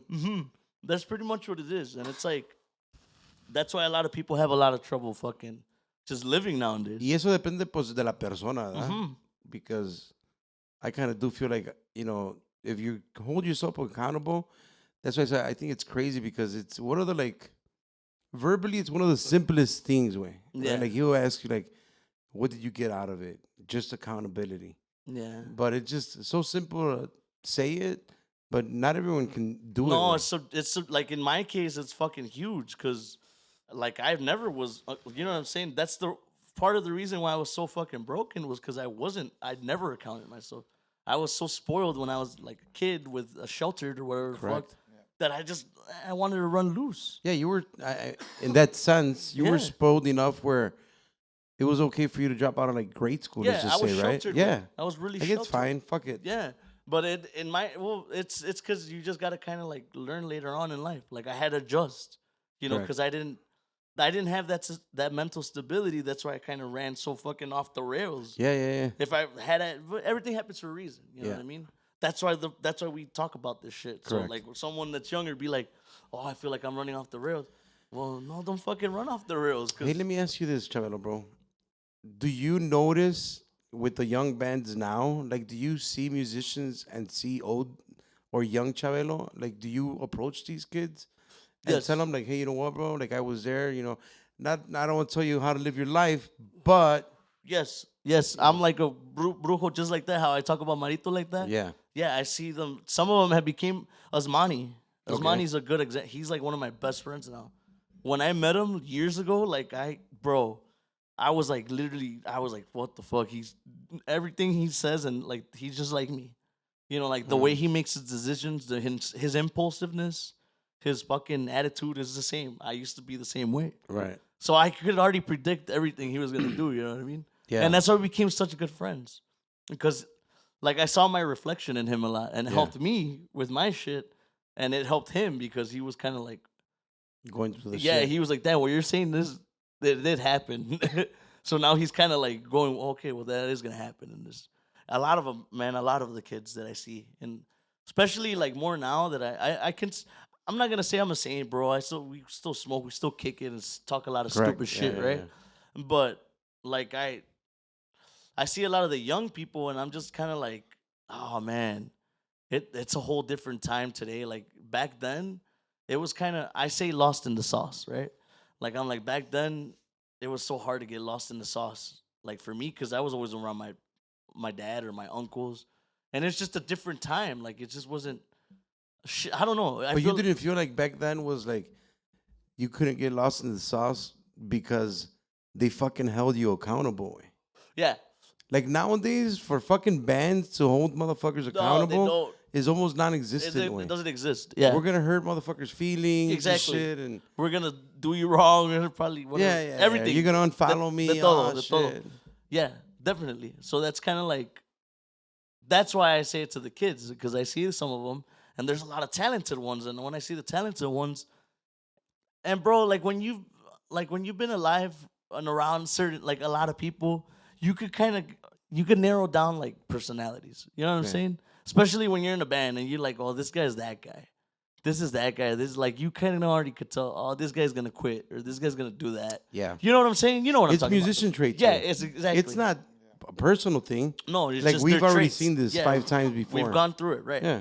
So that's when I see shit like that almost all the time. It's when I like approach a kid that I like or something. Especially if he's super talented. Yeah, if he's talented. Like there's this Diferente Frecuencia. I don't know if you guys they got this accordion player, Steven. Oh yeah. He's fucking fire, bro. Yeah. And that's the thing is they're always at Colony because they're part of Colony too. So there was always times that like we would be partying and I would be drunk and I would just channel in with him because I would see him there. And I would just remember seeing me. Like, I would see my reflection, bro. And I remember being around fucking people all fucked up. And I couldn't be fucked up because I was little, you know? Yep. So, and then just kind of like trying to fit in, you know? It's like a weird fucking place to be in.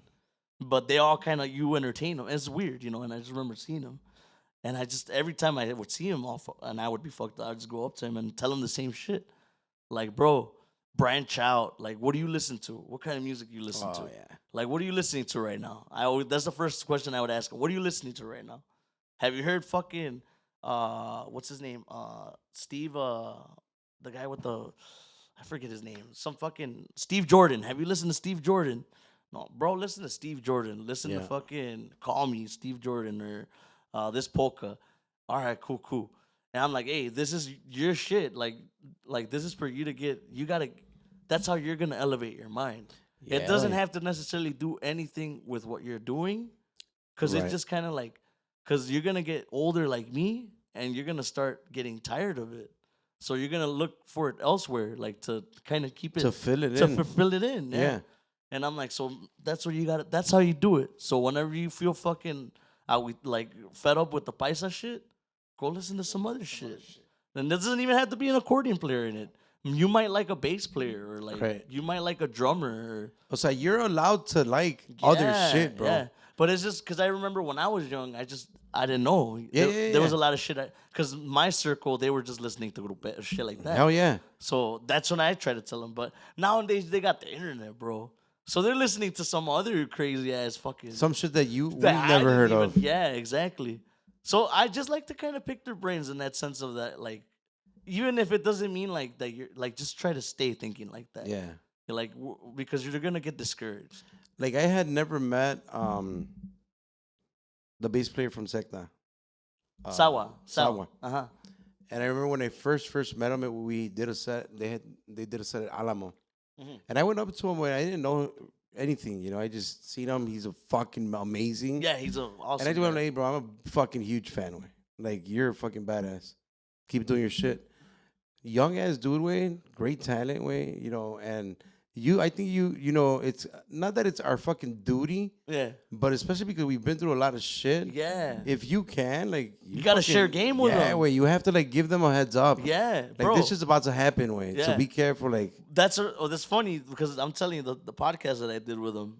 I got deep into it. I was talking about the whole fucking consciousness thing and all that. Okay. And I like talking about that shit because like that's a good example. Like they were tripping because they were like, and then they were tripping on the sense of like, damn, I've done a lot of bad shit. It was hitting. Yeah, and it was hitting, and I'm just like, kind of like, well, let this be like a thing, so you could, because you're young. I'm like, dude, you're fucking. How old are you? For you to be able to consciously, right now, start holding yourself account. That's fucking. That's like you just cut the time in half. Yeah, that's a blessing. Anyway. So I'm like, dude, just go with that. Like, stick with that questioning right now. Never stop questioning. Right. Like, never stop questioning yourself because there's like, you're always gonna get fooled by some shit, or like you personally, like no te confíes, way. Like Yeah, yeah, yeah. The ego is fucking crazy, and I'm especially in this shit. Like if we're musicians, dude, we that's part of our instrument. Right. We have to have an ego. Dude, how do you take compliments then? I mean, do you take them well? Yeah. Do you believe them? It's because it depends. Like it for the most part, I take the notion of it. Like the notion is like appraisal. I like that. You know, like if it's appraisal thing, then it's another human telling you like you're fucking badass. Praising me. Then I'm like, you know what? God bless you and thank you. Correct. Like you know that. Like because how do you keep it away from the ego? The gym. Okay. I fuck myself up in the gym a lot, bro.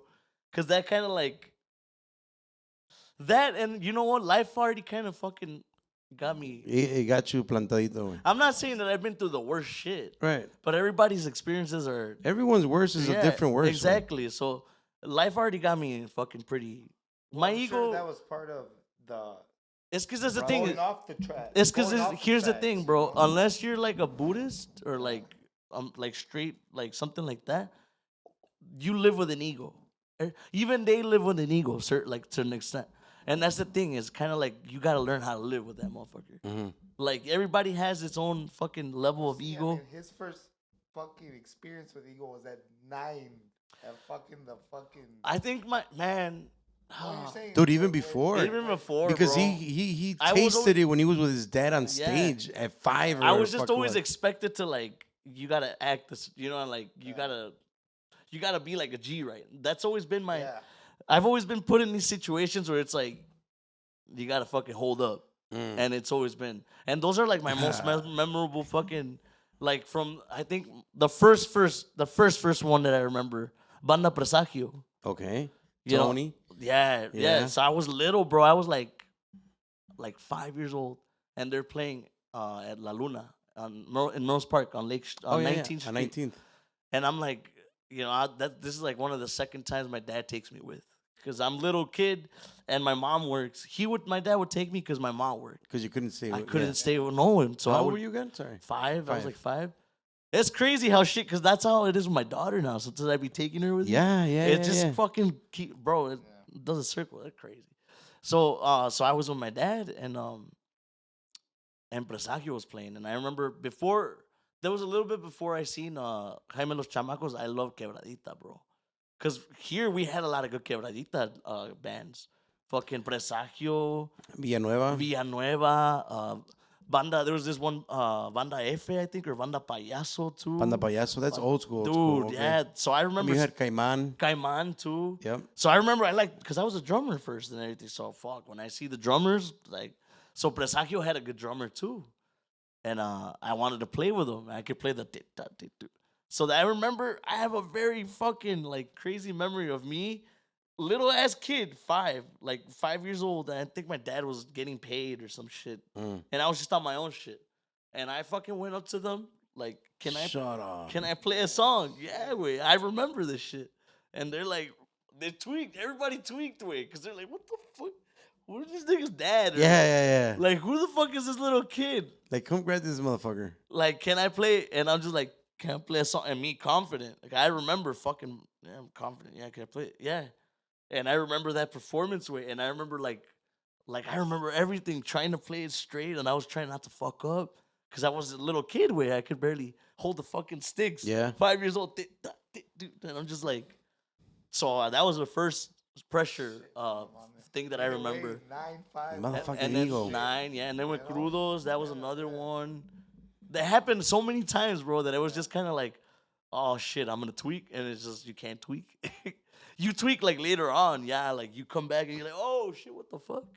That's just, you start thinking about it, and it just fucking folds a different way. Hell yeah. Yeah, but it's like this, I call it the school of hard knocks, bro. Yeah. Because that's kind of like, a lot of people, I think that's the thing that I get the most compliments for. And I think it's because it's not as fucking a thing anymore, the performanship or performers. You know, like, because I like to perform, bro. That's definitely the difference between, you know, you like a performer and just a musician. Because a musician could just go up there.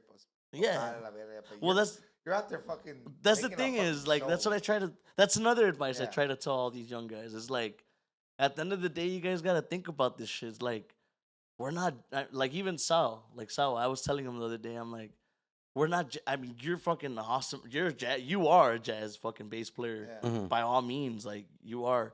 But right now, like we're entertainers, bro. Like just look at where you're playing. You think these guys understand fucking? They don't understand none of that shit. They don't give a fuck. They just want to have a good time. Yeah. Like they busted their ass or they did whatever fucking moves they had to make para fucking darse el lujo right here. And you're helping that thing. Yeah. Like that's the assignment. Like that's the assignment right now. Like just remember that. Because the faster you remember that, it's gonna make it easier for you to do your job, and it's just you're gonna be successful. Yeah, it's gonna be clear. It's gonna be clear. Yeah, your fucking purpose, and it's like that music shit. Fulfill it on your own time. You know what I mean? Because that's our duties as a carpenter. You don't for maybe as a carpenter most of your jobs you might make a lot of doors. That might be your thing. Does that mean you don't know how to make tables? And no, you got to know how to make all that shit too. Make other fucking shit too. But that's on your own time, right? Know? So that's what I was telling the Steven guy about listening to other music. Like on your own shit, brush up on all that shit. Like try to keep fucking like do homework on find other music that fucking learn a new style, learn a new instrument. Yeah, way.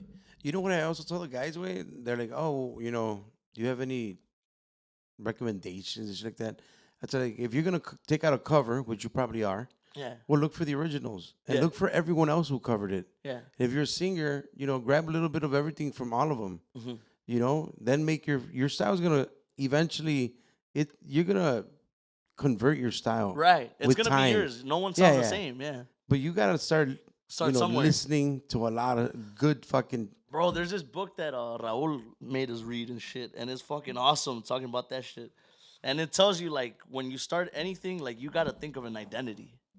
Like that's gonna make your whole fucking your purpose and your job, your identity. Mm-hmm. Like what, and it simplifies it. Like it gives you even an objective. Like write 5 things about you as a person that you could turn it into potentially like something to do with the type of artist you are. Because it's gonna reflect on the, like, what are you, a boy band? Well, you're most likely fit. You're one of the boy bands or whatever the fuck. All right. Or if you're fucking a country singer, whatever the fuck. Traits. Everyone has their little thing. If you're a chaka, you got the fucking glittery fucking. Exactly. So that was the thing. That's like, I'm like, damn, I never thought about it like that. Like I'm like still struggling with because that's like as you grow, you need an identity, like as an artist. You really do. That, and you also have to figure out who the fuck your audience is, exactly. Right? Well, that comes next. Like when you find your identity, it's kind of like, well, that becomes clear. That's like, oh, now you know what your audience is. Your target. Yep. And you go to that and shit. But you gotta find your identity. You gotta fucking definitely get influenced. Like that's how it's gonna start. You're gonna get influenced. You gotta see what the fuck influences you. And then grab that line, and it's just like there's another guy that I follow, I forget. He's always sharing tips and shit, like some Grammy fucking producers and shit. And it's like, what the fuck was he saying? He was saying, obviously start performing covers, because that's the easy way. Just do really good, try to do good covers. Yeah. And then slowly but surely start introducing your music. Because he said literally what you said, like, even though they're covers and 100 people covered it, like your version's not gonna no one fucking. The only thing you're covering is the lyrics. The lyrics, exactly. Yeah. It's your interpretation. Correct. And that's another. You can fuck it up. Yeah. Entre comillas, tú la puedes hacer como quieras, güey. But just. That's another thing too. I try to tell these kids, like, forget about all that shit. Like, forget about because that's the thing that lived. Like, you try to. They took out the cover. Like they beat us to it. That's always been a thing, bro. Tell me not. Even since back we took out that cover first. Yeah, we took it out, and I'm just like, bro, it doesn't. It doesn't fucking. They could make the same. Karim Leon just covered it too, bro. Yeah, like, bro, it doesn't matter. Like they fucking the same fucking They could do the same arrangement 500 times. It's not the same, bro. It's not the same. And you know what? They're still gonna ask us to play it, and someone else that, and they're still gonna ask somebody else to play it. Like, it's not your fucking song, so in the first place, why are you even tripping? Like that has a lot to do with ego too, way. Yeah, it's an ego thing. That's an ego thing, way. It's because you got to realize that those are shortcuts. You don't like until you gotta be not like knowledgeable of that. Like fucking, it's like you Intocable was saying it like, well, yeah, fucking everybody wants to play Tragos Amargos because if you play Tragos Amargos, like it's a hit. It's a quick. No matter everybody knows the lyrics. Yeah, they're gonna scream them. It's a banger, yeah. But it's like, I mean, that's just their shortcuts. Yeah, that's what it is. It's like it's the Firme formula. You know, Firme fucking did a whole bunch of cover. I mean, it's always been a thing, you know, like it's not just a Firme thing. I mean, it's a Duranguense thing. It's a thing. It's a thing. Yeah, you cover songs that are old. They were hits. They were hits, and they make your style, and then you grab your audience, and now you go with it. Bro, the crazy part is that every fucking cover has the potential to be a fucking hit again. It doesn't matter if it's 20 years ago. Yeah. Now, o sea, someone can fucking bring it out again. Do a deep dive into covers, bro. There's so many hits. Well, I think in America, because in American music, they don't do it the same, right? They don't. But here's what they do. They fucking remaster. I don't know if you ever paid attention to that. But with the same artist? Yeah, the same CD, the same. Yeah. And it's remastered. They re-release it like it's not a brand new album. But it's a new album. New album because they remastered it. They fucking remixed it supposedly. They put it through Dolby fucking 6.0 and shit. Some crazy shit, and it's remastered, and it's essentially kind of like the same concept that what you're saying of a cover. Okay. Because it's revenue like new money. It's new and new followers and everybody. New incomes coming in from it. Because then there's like renewal of licenses that they use for. That's what I thought it was. Wait, I thought that maybe somebody like buys a catalog. Yeah, that's it. And then they remaster. They renew the licenses. Yeah, it's all. Yeah. And that's how they bring it back to life and shit. The same shit with covers, with. You can't. Yeah, we're doing it with songs. You're right. I see what you're saying. Yeah, so there's a formula. Essentially, is a formula. It's just kind of like.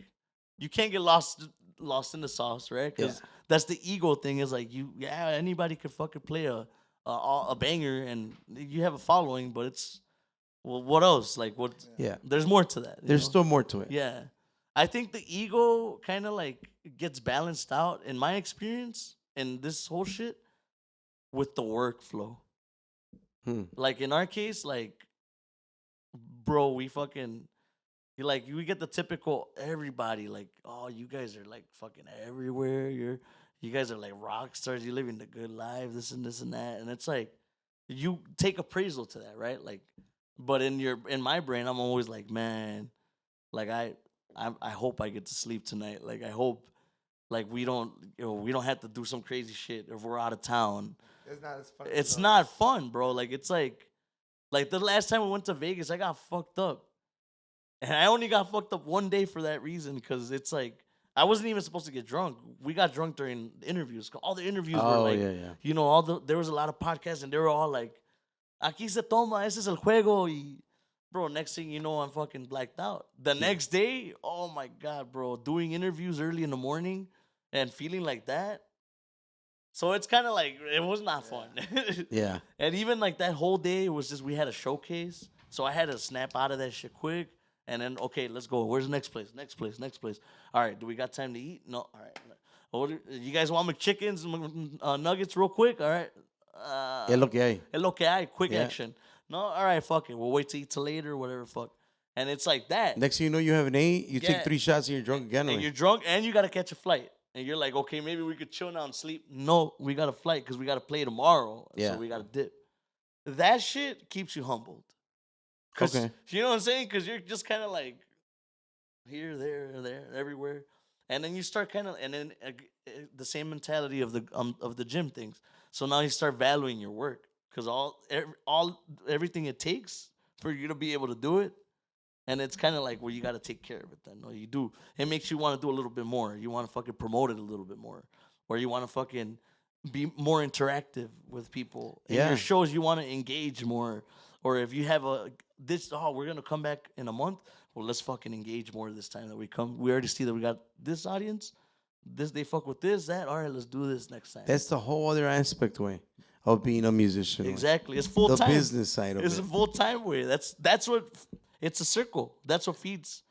Like that's what keeps it going. It keeps it going, yeah, because you're going to make money. It's easy to make, like we're saying, when you play covered bands, you're going to make money. Yeah, but then you're going to want to do what you want to do. You're going to have to fund it. Correct. So that's where you're gonna grab from there, and so on and so on, and you just and hope. The thing is, for something not to hit, it's like it's hard nowadays because it just. I mean, there's just a lot of talent, and then there's such shit that's not that good, and it's hitting. So like the margin between like really really amazing and like it's just lost. Yeah, I see what you're saying. You know what I mean? So like if you have because even like the pros don't seem that far fetched musically. Exactly. Yeah. So it's like hit or miss. If you put enough money, if you pump enough money into something, I mean, you could blow it up. And like there's a way that even you could do it. There's a reason why people they tell you be independent. You know, because it's fucking possible. You just gotta figure out that business shit. You know, like we start young, and it's kind of like it's easy to be like, oh, we like doing this shit. You get to an age. This is what I tell everybody. Don't wait till you get to the age where you have to do it. Like it's no longer. You start off, you love to do it, and it's like I wanted to quit, but I can't quit no more because it's like all this time I'm not gonna get a fucking 9 to 5 that's gonna replace the experience and the income I make. It just doesn't make sense. Correct. So it's just like you just gotta fucking be really, really, really conscious of that shit. Like, or else you're just gonna end up being like what I did in my past, quitting and coming back, quitting, and that's a whole fucking waste of time. Yeah, correct. That's a big fucking waste. Because you end up coming back. You're still back. You still come back, and you start from. You're either fucking quit, yeah, and you fucking figure out how to make a fucking life. Yeah, different living. Yeah. To try to match the income because it's it's well paid. Yeah, so definitely. At the end of the day, you have to figure out a way to either stay in to match it. Yeah, and that's a big thing, because I mean I don't know nowadays, but a lot of people never really like to depend living off of the music, right? No. I mean, pero era muy mal pagado antes. Yeah. Well, that's the thing is, I think it all has to do with the economy, bro. Really, that's what it is. Because I remember back in the day, you could even technically you could, but I think there was just so much money, bro. Yeah. Like back in like the Duranguense days, even. Yeah. There was just so much money that you could afford to fly, and you could afford to keep a job. And you still made good money. You know what I'm saying? Like, I think that's really what it was. That we had that luxury. Like that spoiling of that. Yeah, that's spoiling. Like, well, they're paying this much. Well, yeah, there's money. Fuck it. Well, I don't got to miss work. Well, fuck it. Yeah, well, fuck work. You know, it's just that was the market. At least that's what I remember. Like, I remember that. Because the band I played with, bro, every weekend we were out of state. Like, and that's like every weekend. And they all had jobs. Like, and they would just leave on the weekend. They would just leave on the weekends. Yeah, we would all just fly. They're double dipping. Yeah. Making shitload of money back then. Yeah, they were banking. Yeah, a lot of those guys, they're well off now. They fucking bought houses. They bought cars. I was a little fucking piece of shit kid. I didn't know. I didn't even know what was what and shit. Yeah. But I remember seeing it and thinking, like, now that you're talking about it, I'm revisiting it. Like, well, that's how it was back then. There was just more money. Yeah. And now, money's more scarce, but there's not a lot of it. But the value of it is more, if that makes sense. You know what I mean? Like, there's a lot of people that fucking flaunt. Oh, well, like, if you go to a club, now it's $3,000 for a table. You know, before it used to be like $500. $250 a bottle. Now $3,000, bro. Yeah. What the fuck? And you get a shitty bottle of fucking champagne. Like, what the fuck? But money is scarce, you know, like people are struggling. Right. Struggling. It's weird, bro. We live in a weird time. It's like ass backwards a little bit. It fucking took a drastic fucking change after COVID too. Oh man. Yeah, that fucking really changed everything. And that was a weird time too, because I remember, like, even during that time, people were partying, bro. Yeah. Like, I remember, like, it's probably because we were doing bad because we were struggling with Marito. At that time. A little before. Or no, look, that was when we signed with Rancho. That was when you guys signed with Rancho. Yeah, we were going through that, like Ramiro and Osmani, and they quit. So we were just kind of like, what the fuck? What the fuck? And we were working, bro. I was playing accordion. And we were making bank, bro. Like, we're fucking doing. That's what was holding us up. Yeah. That was really holding us down, like fucking keeping you guys alive and shit. Yeah, bro. Because we were fucking playing every weekend at least fucking 6-7 hours. And now it's no longer 6 and 7 hours. Like, you're taxing Because the cops are showing. You remember, like, during that time, the cops would show up. Yeah, there was a lot of fucking the backyard parties. Yeah, like, if there was more than 10 people, your shit got shut down. Right. It was, like, during that time that we had a lot of work. A few times the cops even showed up. And, like, motherfuckers were hiding in, like, the bathroom and shit. Like, no, there's only 8 people, officer. There's not 10 people. Yeah. We're under the fucking ordinance. Yeah, that shit fucking really... It was a fucking mind fuck for everybody. For everything. And then how about this fucking, let me make you revisit really quick, because we had Hector on. Uh-huh. Like, when the whole Hector thing went down, and because you've gone through all this shit, did you in your mind say, like, fuck, this is nothing, like, we'll get over it? Or were you kind of shitting bricks and like, now what the fuck are we going to do? Man, that shit was... Because that was wild. Yeah, it was wild. That's what it really was wild, because... If you're in the music scene. Yeah, so we kind of saw it coming, and at the same time, I was just kind of like trying to read, really Raul, mostly, because Ruben was kind of newer, and Hector was out. Yeah. Hector was checked out. So I'm just kind of like, damn, well, that's kind of, well, fuck my time then too, right? Like, and I'm just kind of like, well, I could do that shit. Because at the same time, my thing was I was going to move to California. Oh, shit. So I was getting like offers over there to do other shit over there. And I'm like, whoa, this could be a whole nother thing. Like to play with someone? Yeah, to play with people and shit. And I'm like, damn, I could go do this. I could essentially start a life, you know? Okay. And I was ready to do that. But really, like, I think Raul was the one that kind of fucking pulled me back. Because I talked to him, and he was pretty fucking like, well, what the fuck? Like, what are we going to do? Like, devastated yeah. and shit. And then I think, like, I don't know why, because Hector had already, like, during last year, he was already kind of preparing us. Oh, yeah, that's like he had told drop us, some hints and shit. Yeah, he had told us, like, maybe in the summer, like, kind of, he had a bad, whatever the fuck episode, and he was like, but then he's like, all right, I'll give it another shot. He did it, like, twice, I think. So when he did that, I helped out. Well, that's the funny thing is Jaime, right? Like Jaime, I met him when he was like 15. So I played in the band. It's funny how it all ties with. I played in the band with Hector, Anarquia. Correct. I played accordion. And Hector's quitting. Hector was quitting Anarquia to make Vanguardia. So he's quitting to make Vanguardia. And I already know, because I already heard. I heard all these guys quitting, and I'm like, nah. These guys are not all quitting just on purpose. So I knew, and then at the time, Anarquia was me, Hector, Woody, and Frankie, Secta guys. So I don't know if you guys remember Reto Final. Yes. So they had plans to. So at that time, I was gonna quit. I was living in Waukegan, and I was like, man, fuck music again. Like, fuck this shit. But then Norteñísimo Sierra Azul, Fonzie was fucking hitting me up, and he's like, well, let's give it a shot. And I'm like, what the fuck? Okay, that's a thought.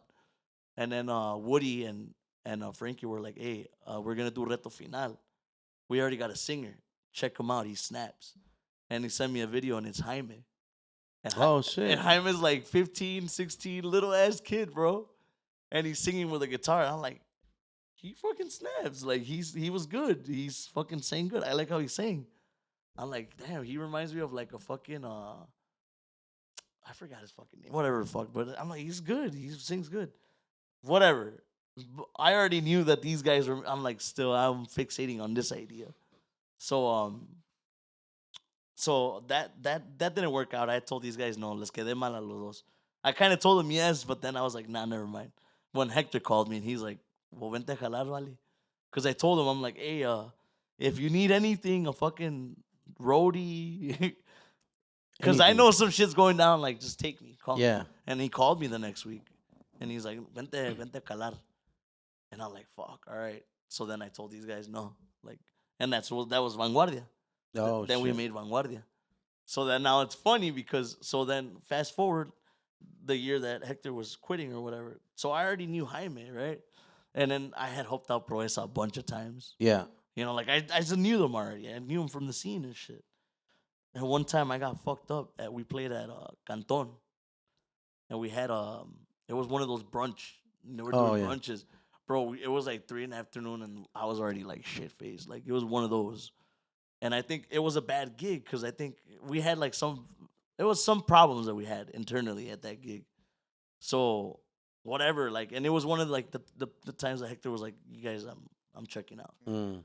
So whatever the fuck, it was, everybody left, and it was just kind of weird. And we were drunk, and I remember I saw Jaime, and I grabbed him, and I'm like, "Hey, I gotta talk to you." Fucking just came out of my ass, bro, and it was just like, how would you feel about singing alongside Hector in Vanguardia? Like, how would you feel about it? Like, would you ever consider it, like, to be a singer, one of our singers? And then he just kind of like, fucking Jaime, he's very visual. When you ask him something that he gets tweaked out and shit. And he's like, damn, fuck. Nah, well, fuck. And he didn't know what to say. And I'm like, just think about it. I'm not saying it's going to happen right now. And this was like fucking months before it happened. And I'm like, just prepare your mind. Like, think about in a few months this is going to happen. Yeah. Like, just consider. Here's a thought. Yeah. And he's like, no. And he told me, he's like, no, I'm down. And I'm like, all right. So fast forward. We're having a fucking fallen. This guy's going like, we're trying to convince him, Hector, like, stay. And he's like, nah, es que no, ya no. And then he was like, he's trying to bring other guys in the band. And we're just like, okay, you really don't want to stay. Like, you just really don't want to stay. That's okay. So whatever. And then I remember it was like, we didn't know what was going to happen. And I called Raul. And then I'm like, what are we going to do? What the fuck are we going to do for a singer? I'm like, there's this guy in Mexico. And I'm like, what about Jaime? What do you think about Jaime? And he's like, oh. He's like, I like him a lot. And I'm like, yeah. Well, I told him one time when I was drunk, like, I told him, like, I mean, we could ask him. We could talk to him. And Raul, he didn't even fucking wait. And he fucking called him. Mm-hmm. And he set up a date, like, for him to sit down. And that was the story that we told. That's the whole story. That was that story where we went to check it out eat. On the Guac Pod. Yeah, quick. We went to, and then before I knew it, I called Raul. I'm like, what do you think? I'm like, no, pues ya vamos. Véngase mañana. Vamos a hablar con Jaime. I'm like, fuck, we're going to... Because, in my head, I'm like, we're going to break up a band potentially. Yeah. Right. Like, they're all my friends. They're all friends of ours and shit. So I have that, like, I had that feeling about it, too. And I'm just like, fuck, like... But I had already told him, too. And I'm like, he's grown. He could... It's just kind of like, we're not being bogus. Like, he's... No one's being forced. Like, he could... It's a thought way. It's a thought, yeah. And I'm just like, it's because he's perfect. In my head, I'm just like, I was just imagining. He checks off all the boxes, right? Yeah, I'm just like, he's fucking perfect. His age, his image, his show. Like, I never seen him like perform without playing. Yeah. But I'm like, I know for a fact. I could already see it. Like, I could see it. Take away the guitar, and he's a showman. Like, he is, bro. Like, at first, like, I was a little halfway nervous. Like, is he gonna be able to handle like some of the bigger crowds and shit? Because I had never seen him like that. Yeah. And he fucking. We haven't had huge crowds, but the ones that we've had. Well, like you guys just did like the ranchela. Ranchela, bro. He fucking. Yeah. I mean, that was a pretty big, like I would consider that one pretty big, and he did his thing. He's good, man. Yeah, he doesn't crack under pressure. Yeah. That's the main thing is you try to find a guy that. And you prepare them. He's already prepared. I was gonna say that motherfucker's. He's been around too, but like in the case of like Edgar, or like Ruben, we're a little. I just try to tell him like, hey, bro, this is fast. Yeah. This job is like fast, bro. So. And you gotta be good way. You gotta be honestly. You gotta hold your shit. Because everyone is so good way that you can hear the flaw when somebody's not. Yeah. It's just that simple way. Yeah, pretty much. It's not a arrogant thing. No, it's just, and then you guys got chemistry. Yeah.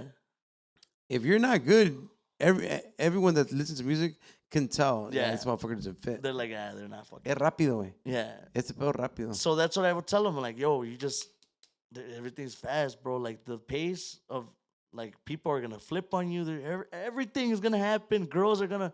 I'm like, you're gonna fucking like drinking all of a sudden. Like maybe you didn't get girls a lot before, but now you're gonna get a lot of girls. Yeah. And bro, and like It becomes a thing. It's a thing. Like, it's just like excessive. It stimulates you, and you're gonna fucking like just trust me. Just trust me from a voice of experience. Like, don't get lost in the sauce, man. Like, cause that shit, it tastes good and it's awesome, and until you're fucking all broken, all dried up and broken, and your life's falling apart, and you don't know what the fuck's wrong with you. And you gotta dig through the archives of all this bullshit. All your receipts and shit. Yeah, and it just don't do it. Like, try it a little bit. Moderately. Just bang 2 chicks a day. Yeah. Not 5 and shit. Not 5. Yeah. Nah. I mean, when you're young like that, pues, ¿qué pedo? Bro, yeah. I just say, that's why I just say, don't get lost in the sauce. Yeah. That's all. Like, don't get lost. Like, because you know when you're lost. Even, like, I remember even being young. You don't know. When you're lost in the sauce, you usually don't realize. No, you don't know, but you're lost in the sauce. You don't realize so after. You don't realize. Yeah, you're like, fuck, I was lost in the sauce. No, but like, tell me not, like, when you are lost, you feel like you're on top of the fucking world. And then you look back, and then you're like, damn, I was fucking lost. Oh, yeah. That's what I'm saying. Like, you know. Like, I know when I feel like that, when the ego is like full fucking, I'm on top of the world. I'm like, I'm lost. Whenever I look back at those times, that's when I was lost in the sauce. Yeah, so that's like, you do know. Like, when you feel that shit coming out, and it's like, ooh. Me and Edgar fucking recently found an expression for it. Because he's new to it, you know. Now, he'll be like, hey, you're on that bullshit, right? Yeah, we're on that bullshit, bro. Like, fucking Edgar. Yeah. And he's from Rockford.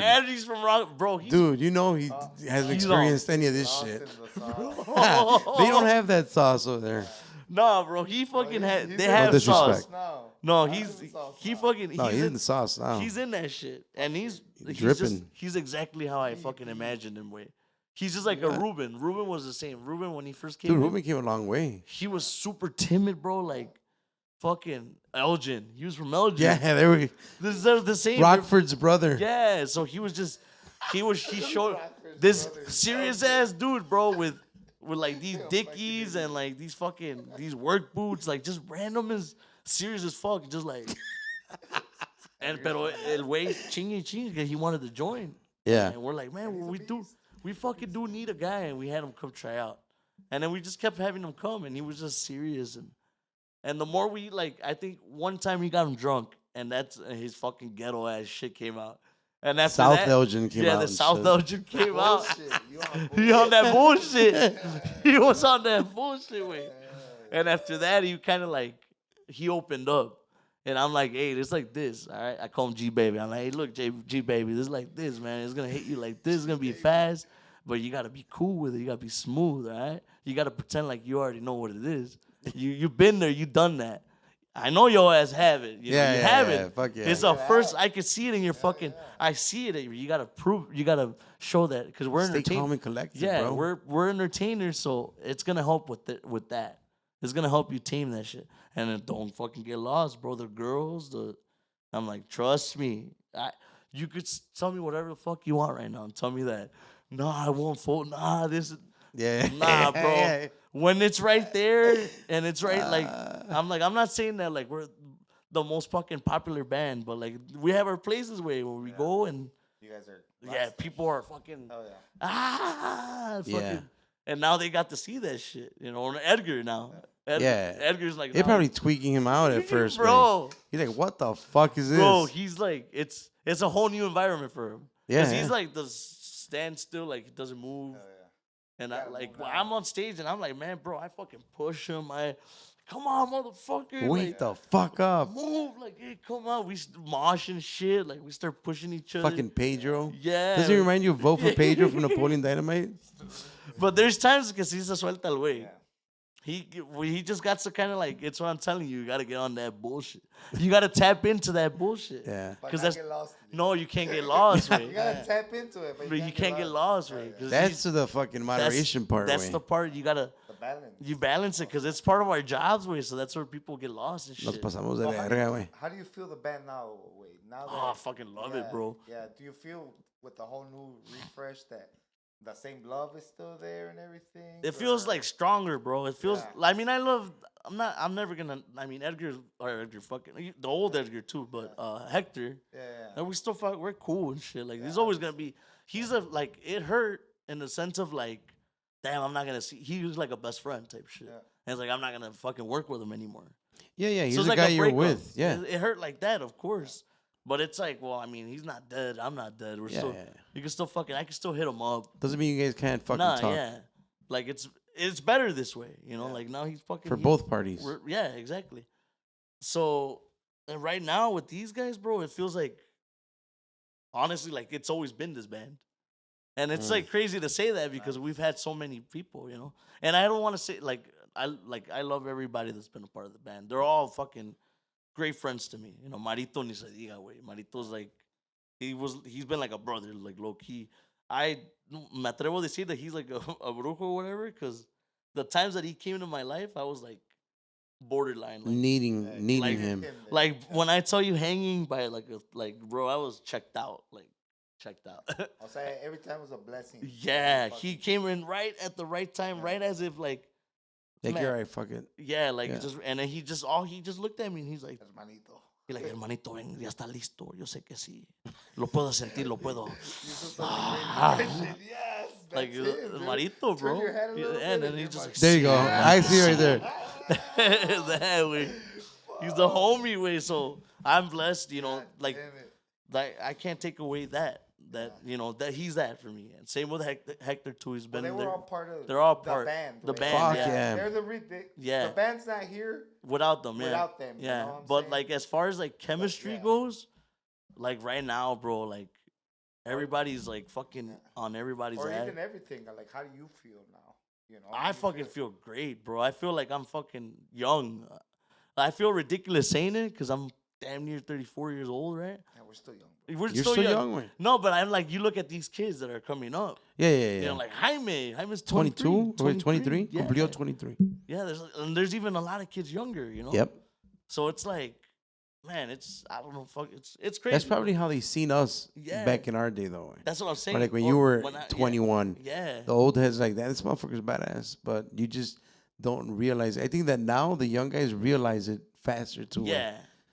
Yeah, there's definitely a lot of young motherfuckers that are really good with it. Bro, like Danny Lemans, I remember watching, like I'm a big fan of him because I remember when he started, he was like 15, 16. Okay. With like Hados. Remember like Hados? Yeah. And he, fuck, dude, I wanted, Danny actually, we wanted to get him like for Vanguardia.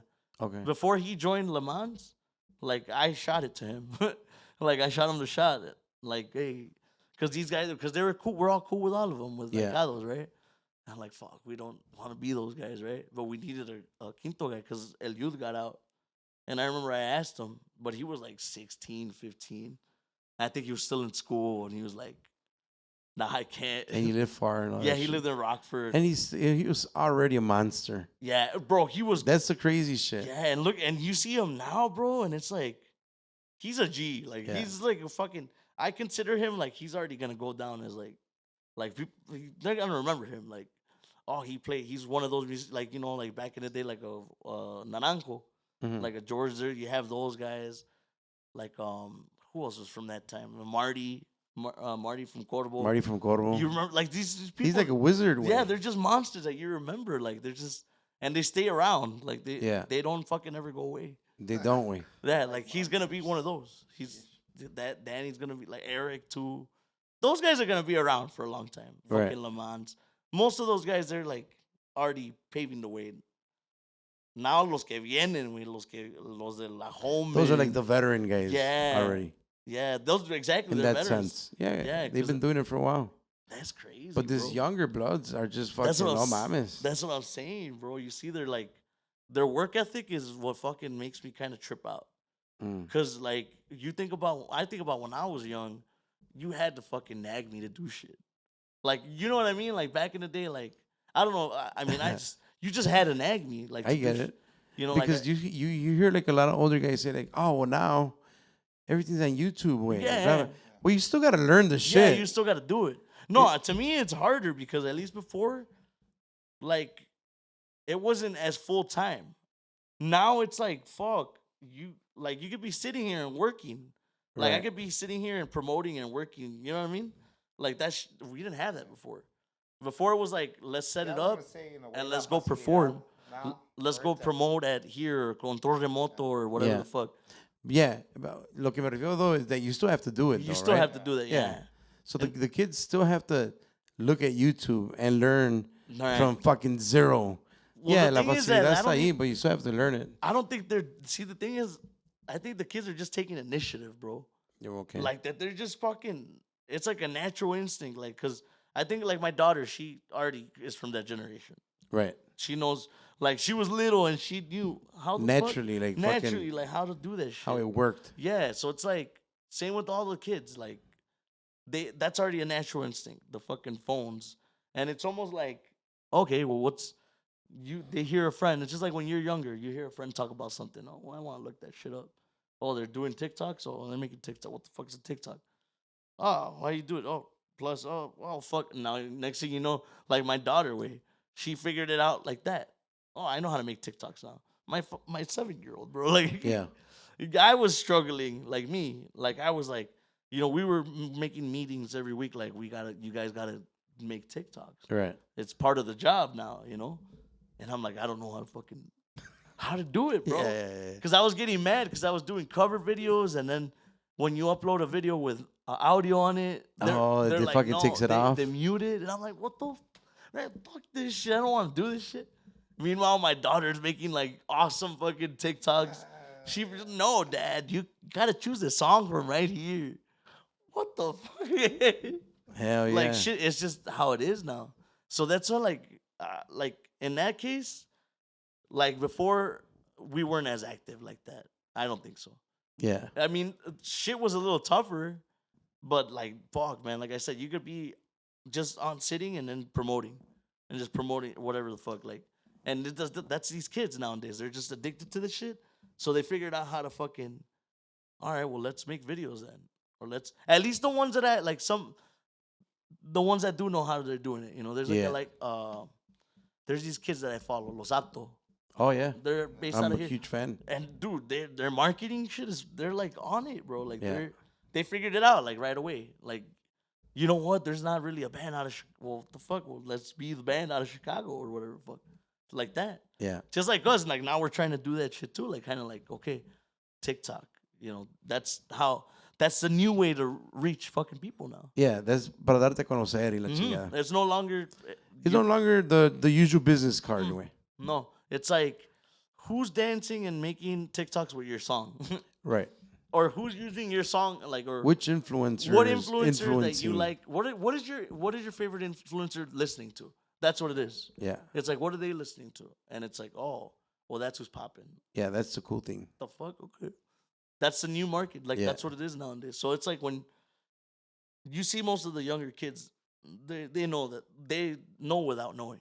Yeah. Like, they know, because that's the fucking thing about TikTok is it has that, if you the know, youth. You know. No, it has, like, it's the youth thing about it, that it's just kind of like, it's a trendy thing. Yeah. Es casero. Es bien casero. That, like, you could just fucking start recording. It's not pro at all. But that's crazy, right? Yeah. Like you waste all this fucking money on recording and there's all you have to do is live stream your fucking 30-second clip. FIFA 2024 game and shit. Talk shit. You gotta adapt, man. It's a part of process of life. It's adapting. Hell yeah. The moment you get comfortable and you just think that's it, you fucked up. You fucked up already right there. When you're just thinking, yeah, I'm ready to chill. Nah, you're fucking up, my boy. Hell yeah. You're lost. You're lost in the sauce. Fuck. Hell yeah. Kobe Bart, what you think, G? Don't get lost in the sauce. Don't get lost in the sauce for sure. Nah, hell yeah. Man, we've been wanting to have this fucking conversation forever. It won't be the last. Nah, man. I knew we went everywhere in this fucking conversation. Badass, I appreciate it, güey. Todo bien chingón a ver. Hell yeah, brother. That's what I figured was gonna happen. I'm like, man, we gotta scratch the surface a little bit, but then we gotta dig deep, man. Yeah, wait, this is a good one. This is a good part one, way. Like we're 3 hours in. That ain't shit. Ni se sintieron las 3 horas. Hell Next no. time we'll up the dosage. Yeah, wait, let's up the dose for sure, way. I mean, we didn't even get into the alien talk, way. No. Like, no, Oh, that's my favorite bro, subject, man? Oh man, because I got some good alien shit too that I've been wanting to like.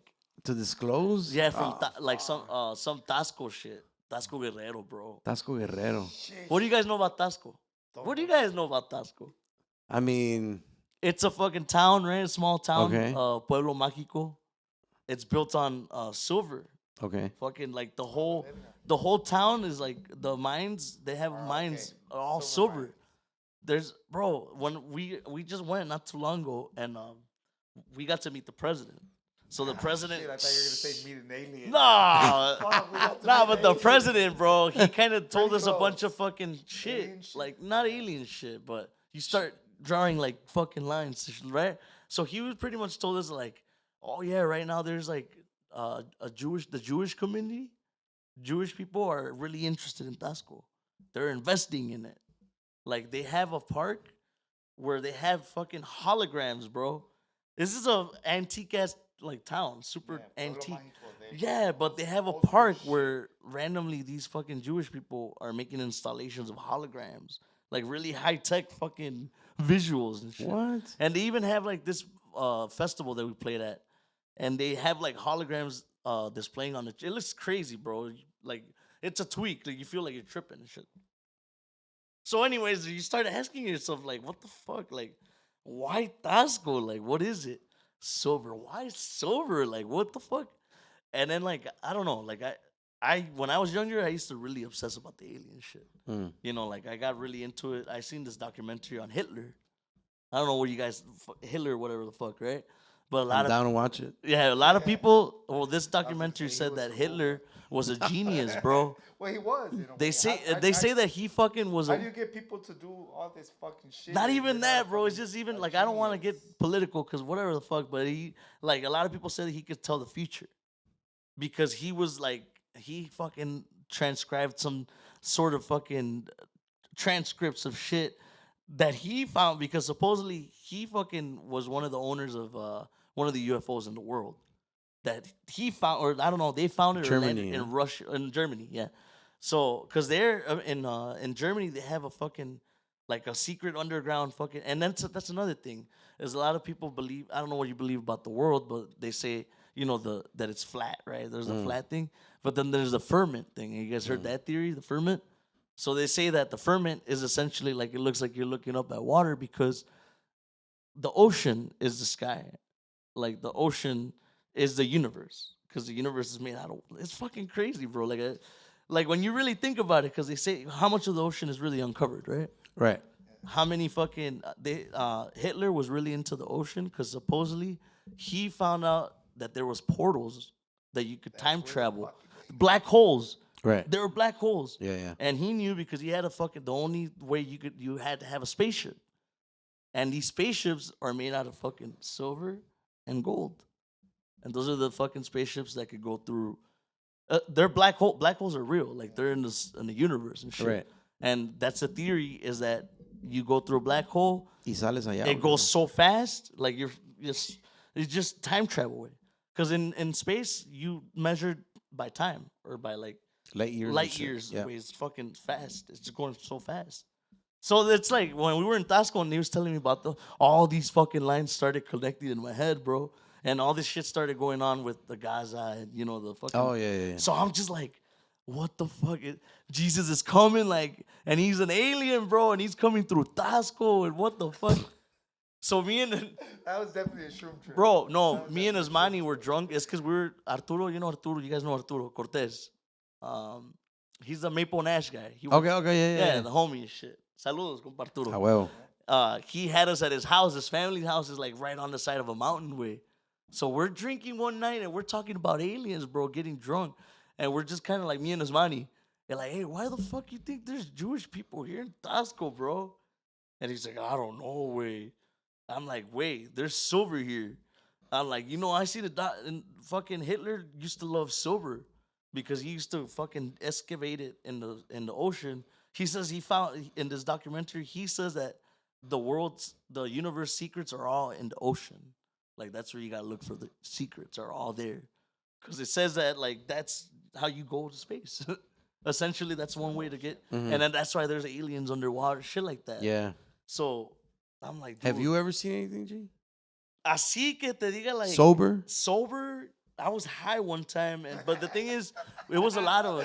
But I was high one time. I think these guys told you about it too. Crudos were. I don't know if they told you the alien story. Oh yeah, they did. In Alabama. Yeah.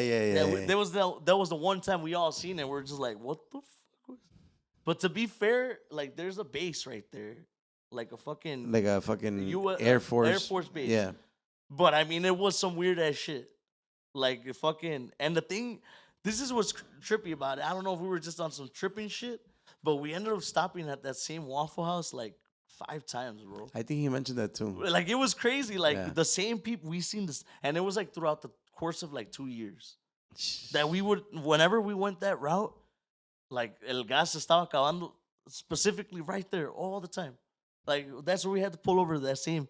And then we would see the same Waffle House and the same people, like from the same gas station. Like the same people? The same people. No, man. Yeah, like 5 times. Like the same people eating too? No. The people working. Okay. Because by the third time, like, bro, that fucking black dude's right there. It was like, what was you smoking? What were you guys on? Yeah. Nah. Like, bro. Nah, it was the people working. Yeah. Like the same two people that worked there. And I remember just like, we would all trip, like, hey, what the fuck? Like, this motherfucker didn't like, are we living a simulation? Are we? Hell yeah. What the fuck? I mean, that is people's life. It was just one of those things where, because like I think even we got tripped out that we wouldn't talk about it. Oh, because you know what I say? Because it would just be like weird. Yeah, kind of like what the it's weird. And then Mota would be like, what the fuck? And then we're like, and he was like, and he just kept going like, what? And we're just like, I don't know. Yeah. Like, just don't think about it. Way it's scary. They're gonna hear our thoughts, you know. Yeah, fuck yeah. It was one of those moments, right? Because it was like, what the fuck? Like, well, first the alien shit, it was just like a green light essentially, and I remember like it was like we went to eat at that Waffle House was a fucking weird experience, bro. Because we go in there, there's nobody in there except the 2 people, and the lady's a trip, bro. She's just a fucking alien for sure. Like something. Though they were both aliens, bro, because the dude was was what? Okay. I thought like I get it. They were maybe cleaning, but this dude was fucking like cleaning the ceilings with a hose, way. Oh yeah. Like I get it. Taking the grease off. Wait, on the wait, and I'm just like I remember top of your table. What the fuck? We're tripping, wait, because we're high. We just smoked, and we're like, what the fuck is going on? And we thought like they have to know we're high. At first we're like, they had to see us getting high, and they're like probably fucking with us or some shit. Because you thought the dude would stop. Go get the hose. Let's fucking water the ceiling on these motherfuckers. I swear that's what it felt like the first time, bro. Like, we're all tripping out. Like, we're laughing, and we're like, it's a grand time. We're high. Spraying the fucking shit. And then we fucking get out. We're all laughing about that shit. Like, what the fuck? That's the weirdest interaction ever. Yeah, what the fuck? And then we all look up at the same exact time, and then just a little green light. It is, like, it looks close. Like, but you can't hear shit. Yeah. Like, you don't hear anything. But you could kind of see, like, it's dark out, but, like, it's like, what the fuck is that? Like, you see the light, but there's, like, a little bit. What the fuck? And it's just falling. And then we're all kind of, like, for 3 seconds just tripping, and then it just fucking dips. And then we're all like, what the? And one was like, what the fuck? What? And then we're like, yo. But then I'm telling you, we got kind of like scared a little bit. At least that's what I remember. Like, I remember we got kind of scared, like, because that's what happens. At least, like, you go in shockwave. Oh yeah. What the fuck? Like, damn, they're like some super beings. They're gonna hear our thoughts. We're gonna get abducted. Fuck all that. Like, so we didn't talk about it until like later on, and then we're like, yeah, that happened. Like, just kind of to reassure each other, like, hey, that happened, right? All 7 of you motherfuckers, like everybody, right. 1, 2, we all, yeah, okay, all right, moving on. We just wanted to make sure. That's funny. Yeah, that was that. And then, like I said, we went back like 5. I don't remember, it was like 4 or 5 times. And the same motherfuckers. The same. Still watching. We didn't. Nah, he wasn't doing it. Well, I don't remember, because we didn't eat there. It's because the gas station was. He just peeked in. Fuck these guys. It was right next to it, because that's where we ate, because it was right next to the gas. Like, the first time we stopped there, we needed gas. We needed gas, and there was not shit. Like, it was like through New Mexico. No, Alabama, my bad. And there was not shit there, so like we stopped there. And then like, oh, well, there's a fucking Waffle House. You guys hungry? Yeah, let's go. Let's smoke and go eat. So then the next time we stopped, we weren't trying to eat. Like we just needed gas. Yeah. And then I remember Speedy, the Speedy was driving and shit. And he's like, hey, I could hear him. I woke up to like, hey, what the fuck? Isn't this the same gas station where we saw the fucking alien?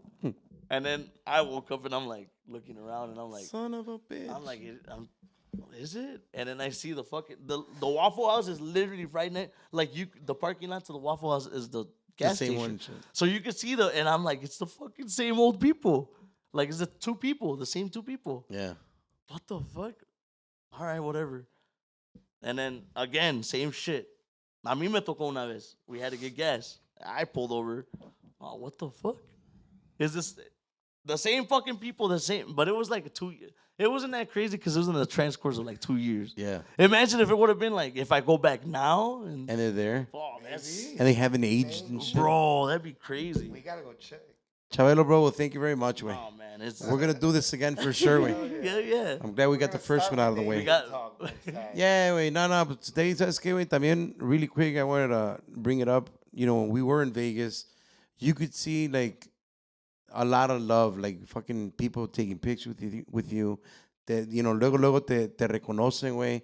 And it's something that, you know, it speaks volumes for everything you've done here in Chicago, güey. You know, to put yourself out there, to not, that's en tierras ajenas, güey, and people are coming up to you and the recognition and all that, and it's a good thing to see, porque, pues, you have fans, güey, you have people that love your style, and it's still your style, you know, and I've always said from day one, you know, Vanguardia, badass, I said it in the very first guac party we did with you guys. I remember. You're the guy that gave it the style, way. Like, that's my... Give this man a beer.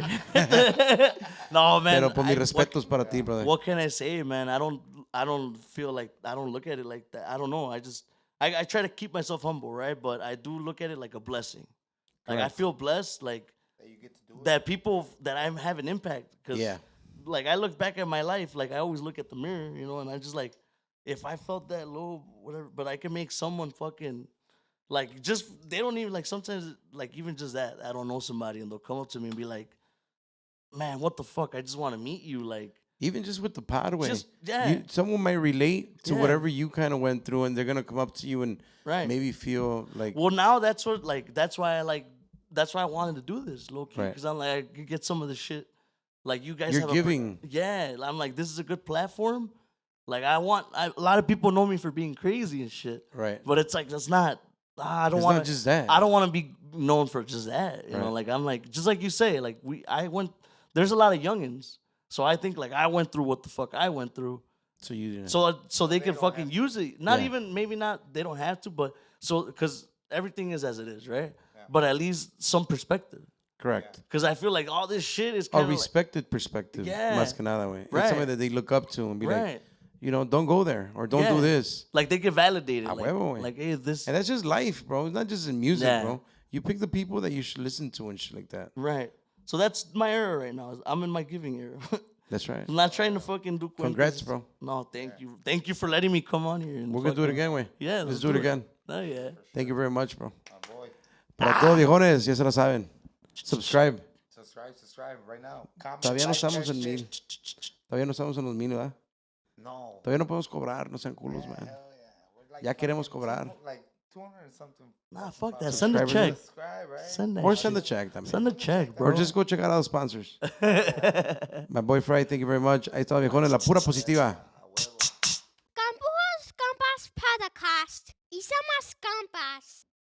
This episode is brought to you by Casa, Humilde, Cerveceria. Shout out to los hermanos Lopez, born and raised in the north side of Chicago, in the Hermosa neighborhood to be exact. Everybody asks us, hey, where can I get some AMG beer? Hey, where can I get some Casa Humilde beer? All you got to do is go to CasaHumildeChicago.com, pop in your zip code. You're going to get all the locations. Go get some beer, go get some chelas, and go visit them at their new location out there in Forest Park. Casa Humilde Brewery, ya se la saben, son del quemado los pelados. This episode is brought to you by Frontline Autoworks. Autoworks, 1751 Albright Road in Montgomery, Illinois. All my people out there in the western suburbs, go check them out. Aurora, Oswego, Plano, Yorkville. Go get your car checked out. General Mechanic, they specialize in wheel alignment, transmission. They also do the Lyft and Uber inspection for all my drivers out there. Go check them out. You can make a scheduled appointment for an oil change for your AC recharge, 630-692-9704. Or feel free to visit them at their website, frontlineil.com. This episode is brought to you by